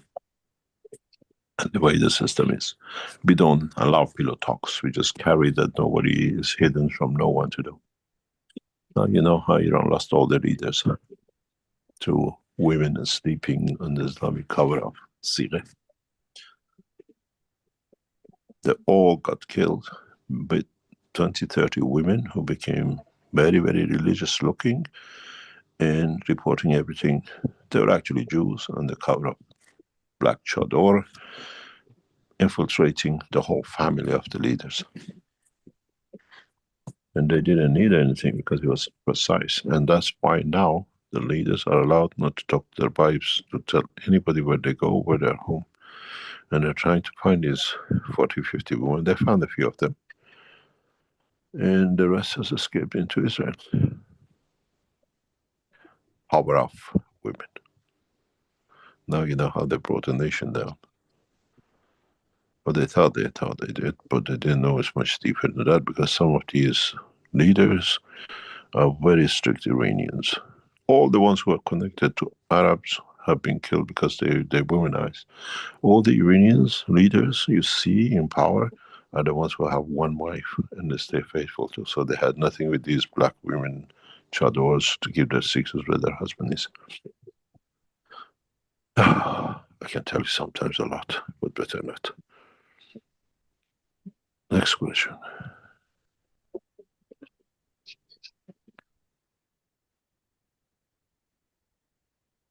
Have we done out of question?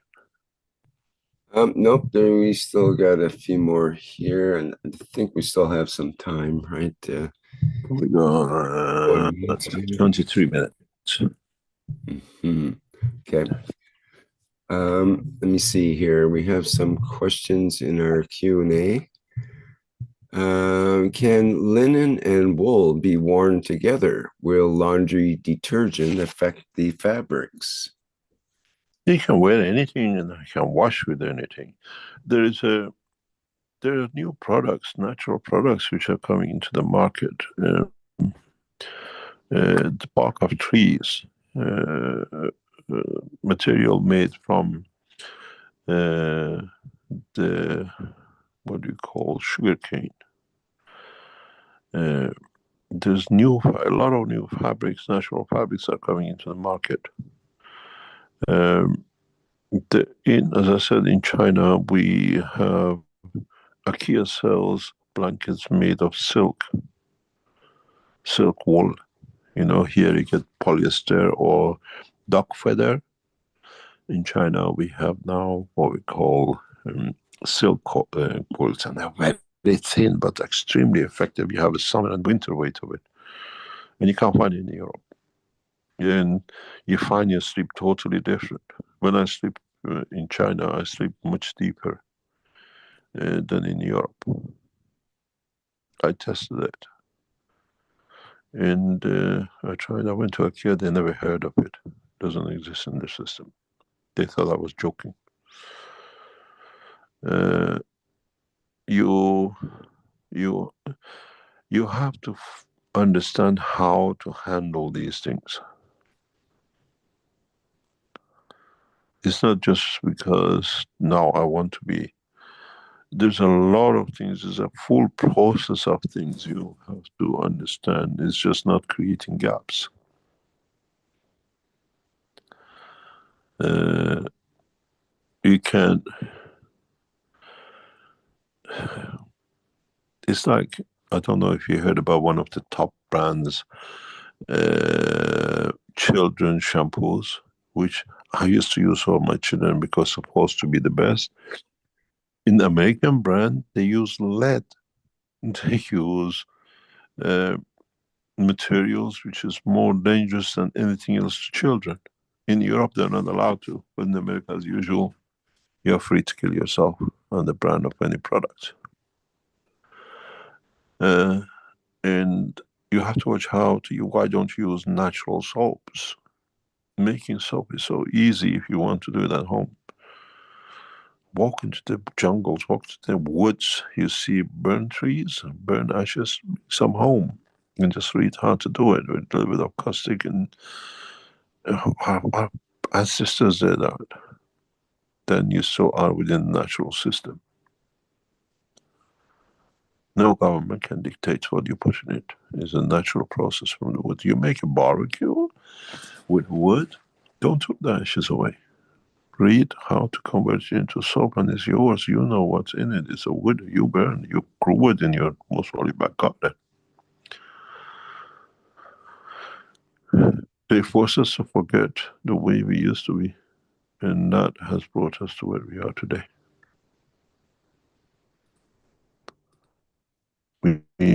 We lost the track, and that track was us living with the nature. Now everything is synthetic, and there's something wrong with you if you're living the life your parents were living. It's very interesting.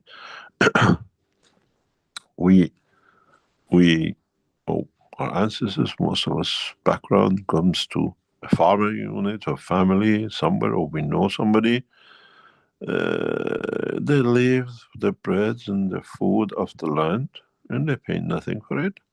The same thing appears on your shop with 90% chemical in it, and you pay a life for it 4 times more. Exactly for what your brother and your cousins have free in the village. They sell you the same, call it bio, still a lot of chemicals in it, and what do you call, you think you live a good life, a clean life, and whatever. You can go to the extremes, but you can control some of the limits because of us, our industrialization. We can do a lot of things. But there's a limit what we can do.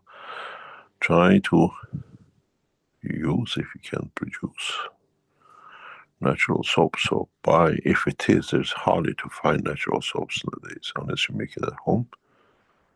And yes, affects your tissues and what you use. Any other question? Okay, thank you. Andrew has a question. It's somewhat health related, you could say, so you can have the option to not answer, but he's What do you having, think? well, if You're a you good could judge. answer generally about, he's wondering about where the energy comes from that makes a man have a seizure, what is happening to his soul at that time. And he says the only sign of it coming on is a slight cramp in his right calf, and my dog knows it's coming and won't leave my side. You have to find out what seizures are scientifically, but through energy. And you have to follow the pattern, what seizures are.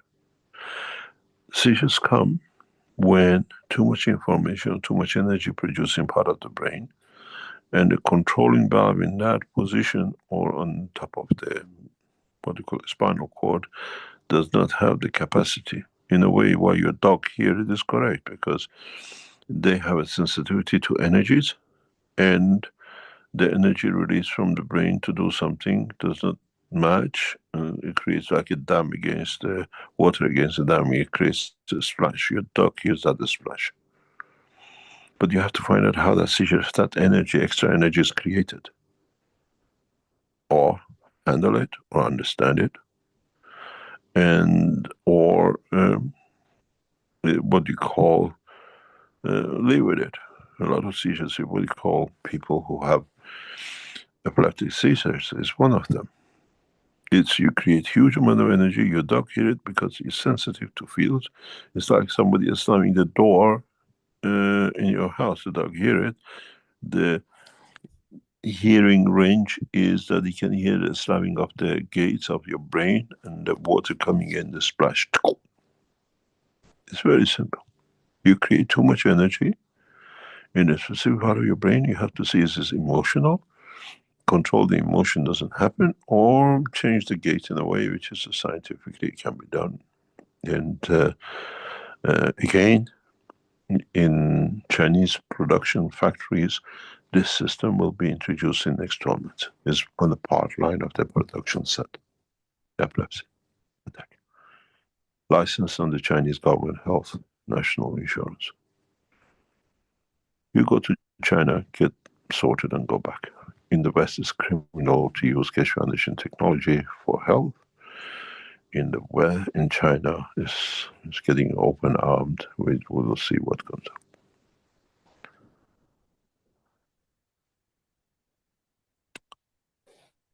Any other question?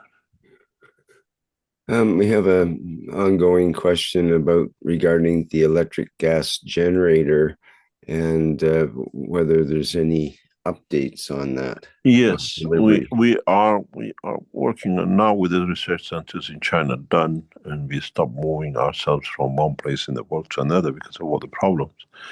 We will release this as part of our production, and it's part of our system to be completed. Yes. Just give you waited a long time, just a little bit more. Let us Let us set up the factories and research centers, and we are in it. But you'll get a very much more advanced level than what has been in the past. Much, much more advanced compact. It's like the Obiso units, you remember those big eggs? And now the same thing is on the headset. It's the same thing with your gas electric conversion. It's a process which is coming into us. As I said, most probably by the time we release this, I was talking to a knowledge seeker a few days ago, last Monday, I think, that in 2027, just be careful if you buy a car, because you'll find out your car's value will drop by 80-90% in 27, 28. Maybe more. Maybe nobody will buy your car. At the moment, the whole thing, it goes on engines, the battery performance and energy and blah blah. The new cars will be what I call a Persian carpet rug. You know, the flying Persian flying carpet. It's a truth to it. I explained to you how actually Persian flying car was a reality centuries ago, and now it's become a myth. But it will cost you, we estimate at about €1,000 to convert your car, take the engine and the what's called fuel tank and the battery and throw it away, and just keep the car. You can have a Rolls Royce without all the 8 cylinders and the rest of it. You can choose and make your own colors and your own features with fiberglass the way you like it. And we should be able to hit the market 27, 28. And if you want to know the history of the Persian carpet flying, they used to. The Iranian technology, the Persian technology was so advanced that they could make special wires from steel, that they could weave carpets with it, that the enemies could not hit it from underneath, because when they used to throw arrow, used to kill the bird in a way. They used to make carpet, they used to go on top of the hills. We'd see it now, with these people who make jumping suits and they fly like a bird. The soldiers, the Iranian soldiers used to get on these carpets and they used to fly with it. What we have now, we see with the flying clothes, and the enemies could not hit them from their bunkers or from castles, and they used to hit them from the top. That's how it's a reality. It was an advanced technology, making fibers from steel or iron that it could not be penetrated by. And then they used to land at the bottom, and a lot of them got killed because of it. But it is true, that's how they did. It's the space suits and stuff today. We see the people go up to the top of the mountain and they jump with a cloth. And the Iranian at that time made a carpet up with steel, could not penetrate, and the arrows couldn't penetrate, and they used to jump from the top. And in some cases, when the castles were underneath of the big mountain, they could hit. Anyway, another piece of history. I saw one fellow in the YouTube video who was using a carpet, like an oriental carpet. It was reinforced somewhat, and he was flying on it, jumped up, off the cliff and flying with it, just like a flying suit. But of course, they have a parachute that they pull at the last minute to, control. A lot of these people used to die in the landing. They had nothing to land. No doubt. But they have to go about over 100 miles an hour in order to make the thing fly properly. So landing used to work. It used to work, but it's a reality. Now you'll have what we call systems, which we develop. It's a 5-piece system. Pardon? Sorry, I was going to ask, what about in the old days of Iran? Did they have hovering carpets as such, or was it mythology because they had mountains, they were jumping off the mountain with the carpet? These flying carpets by soldiers was a technology that time they mastered, and it was done because they could make very fine iron that they could weave a carpet with it. It was very light. It was a master in carpentry. It's like, you have these little tiny, what do you call it, bullet shirts. Have you ever worn these t-shirts, bulletproof shirts? It's amazing. We used to wear these bulletproof vests. You could die under the weight of it. When I used to do missions for governments in sensitive parts, we had to wear these bullet jackets. And now it's a t-shirt you wear. It is more effective with the bullet jacket you were wearing before, because they mastered a very fine, twisted. The Iranian carpentry was advanced so much they could make such a thing. It was actually, they say, the weight of it was less than the made from carpets from wool. Mm. It was very fine, and Japanese got some of it. There's a company in Taiwan now makes a fine wire of silver and then coat it with 18 karat gold. It's a very special. They're becoming very famous across China, and they're coming up with some amazing artwork with gold, but it's actually silver in the center because they can manipulate silver easier and then coat it with gold. Then it's the same if you will pick a structure like that in any shop, let's say weighs 100 grams, theirs is 30, 40 grams. They fine-tuned out of the pulling the wires, I call it. Any other question?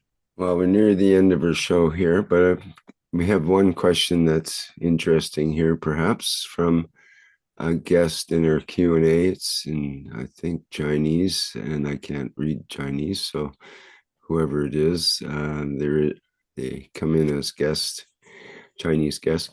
Does the number of souls in the universe only increase and never decrease? Every star you see is an ex-physical body.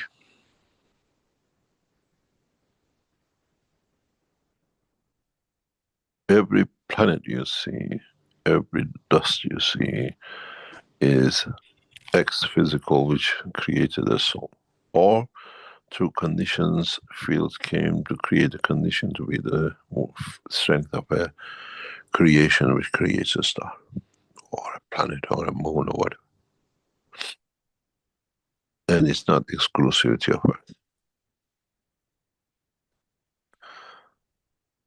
I was explaining this, and I'll finish with this, you understand. In the universal community, if you translate the language of a man,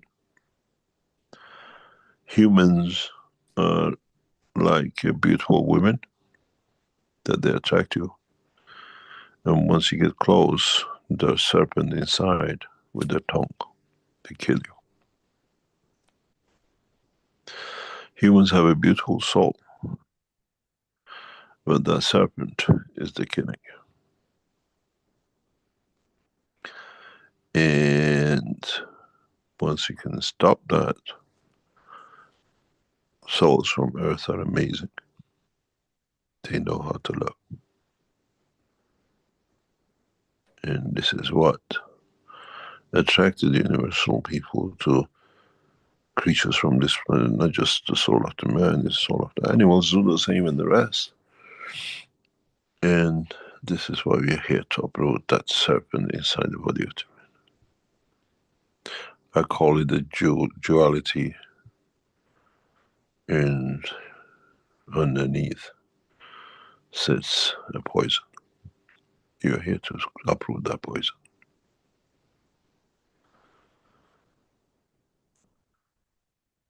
Thank you very much for today. I have to make a run for it. See you next week.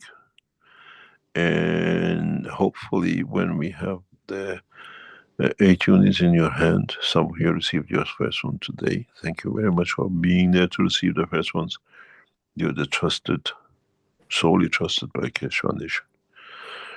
And the 25 of you will receive it within the next few days, before end of this month or next month. And guard them preciously, and you're the beginning of the change for humanity. And when did we start sharing the coins, and then when did we start bringing the change? And as I said always, we need a lot of support to put as many as these units out into the communities that no government and nobody can stop us. And if you look, the way we are scattering these units are getting scattered that more or less we can cover majority of the world population under the cover of this. That we, if one taken out, two taken out, we can look. And unfortunately, the prices of these has quadrupled in so many ways by the time we finish putting the what they call the universal unit antennas on it. But it's something we are here to serve, and we will find a way to do it. Thank you very much for today, and see you hopefully next time. And next week will be at the same time as this week, so far as you know. Yes. Yeah, you remember that old song, Mrs. Brown? We meet at the same time, same place. Mrs. Jones.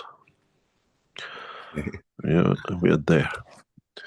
Thank you very much. Thank you, and see you next week. Thank you, Mr. Keshe. Just Thank be you very patient, much. sorry. Just be patient with the Keshe Foundation website and the store. We try to bring it online this week if they can. Next few days, they're working on it. It was a huge problem in the background. You see a lot of items are not there. Don't worry about it. If you have bought anything, it's kept in the background of the system because the new system has to be what it is, not what it was. So we run your system in the background. If you bought something, it hasn't disappeared. It's on our system in the background. So people should wait to re-register. Is that you have to re-register to the new, it'll be a new bank account. Everything is new. It's new setting. And yes, we need that. It's part of it. There's a way you register now with what you call the games. Your new universal card passport is in the same process. Everything is getting done. We're setting up a new nation with new ways of doing itself, what they do. Thank you very much. I have to get going and get things sorted. Yep. Thank you very much. Good. Thank you, Mr. Bye. Keshe. Bye for now. And happy birthday. Thank you very much. Thank you indeed. All right. Well, that nearly brings to a close our 653rd Knowledge Seekers Workshop. We have one thing before we do close, which is the announcement from the Universal Council, and we have a member of the Universal Council under the guise of UC Host 1. I believe it's Shweta. Hi, Shweta. Hi. Hello, my dear. Thank you. Thank you. And gratitude to Mr. M.T. Keshe, my Shriman Mehranji, and Keshe Foundation, Spaceship Institute organization. Gratitude to all we are as knowledge seekers. Thank you for being here always, dear beautiful souls. And this is the wish from the Universal Council. Together, we say, we the Universal Council invite Keshe and Universal family present on earth in unifying at the soul level every time, every day at 9 p.m. CET, CEST time. As we say, wherever you are, from wherever you are in this moment, or all the moments from now, you can be in communication with all souls in existence. 9 p.m. is the start. If you say, it is always forever. And a beautiful, beautiful wish from all of us. We, the Universal Council, give from our souls and invite all of humanity to elevate the soul of every leader in every nation to work as one soul in one direction to achieve peace as one nation, one planet, one race. Thank you, beautiful soul. And happy, happy, happy, happy birthday. Happy birthday to Shriman Mehran ji, our beautiful, beautiful teacher. Thank you. In India, we say, तुम जियो हजारों साल, साल के दिन हो 50,000. You live for 50,000 years, and one day is like 50,000 years. Thank you, my dear Rick. Thank you, beautiful soul. Salam, namaste, salam. Great. Thank you, Shweta. Thank you. All right. Well, that completes our 653rd Knowledge Seekers Workshop here. Thank you, everyone, for attending today's program. We'll be back again next week at the same time and place, but a week ahead, and into the month of August already. Okay, let me see if there's any other announcements. I guess not too much. We have, you see, on August 10th coming up will be the public meeting for testimonials. I'll just put the bug in people's ear. If you have any personal experiences of the plasma technology or plasma world, you can let others know about it and share in the public meeting for testimonials on August 10th. That's the second Monday of the month, and it's always the second Monday for the monthly testimonials meeting. And that starts at the 8 p.m. Central European time. And otherwise, we do have the One Planet, One Nation, One Race for Justice and World Peace with the members and support members of the Universal Council. That comes up on Tuesday, the 4th, coming up next, 4th of August, that is. And that starts at the 4 p.m. Central European time. All right, I think that's it for the news. Now, time for a little song and dance, as Sweta likes to say. And we'll go out with our flight history, spaceship unit. And a birthday dance. Thank you. Clap, clap, and dance, beautiful souls. And this is the time. Yes. Thank you, my dear Rick. Thank you so much. All the love, always. Thank you. Thank you. All right. Bye, everyone. And we'll see you in the next public teaching workshop.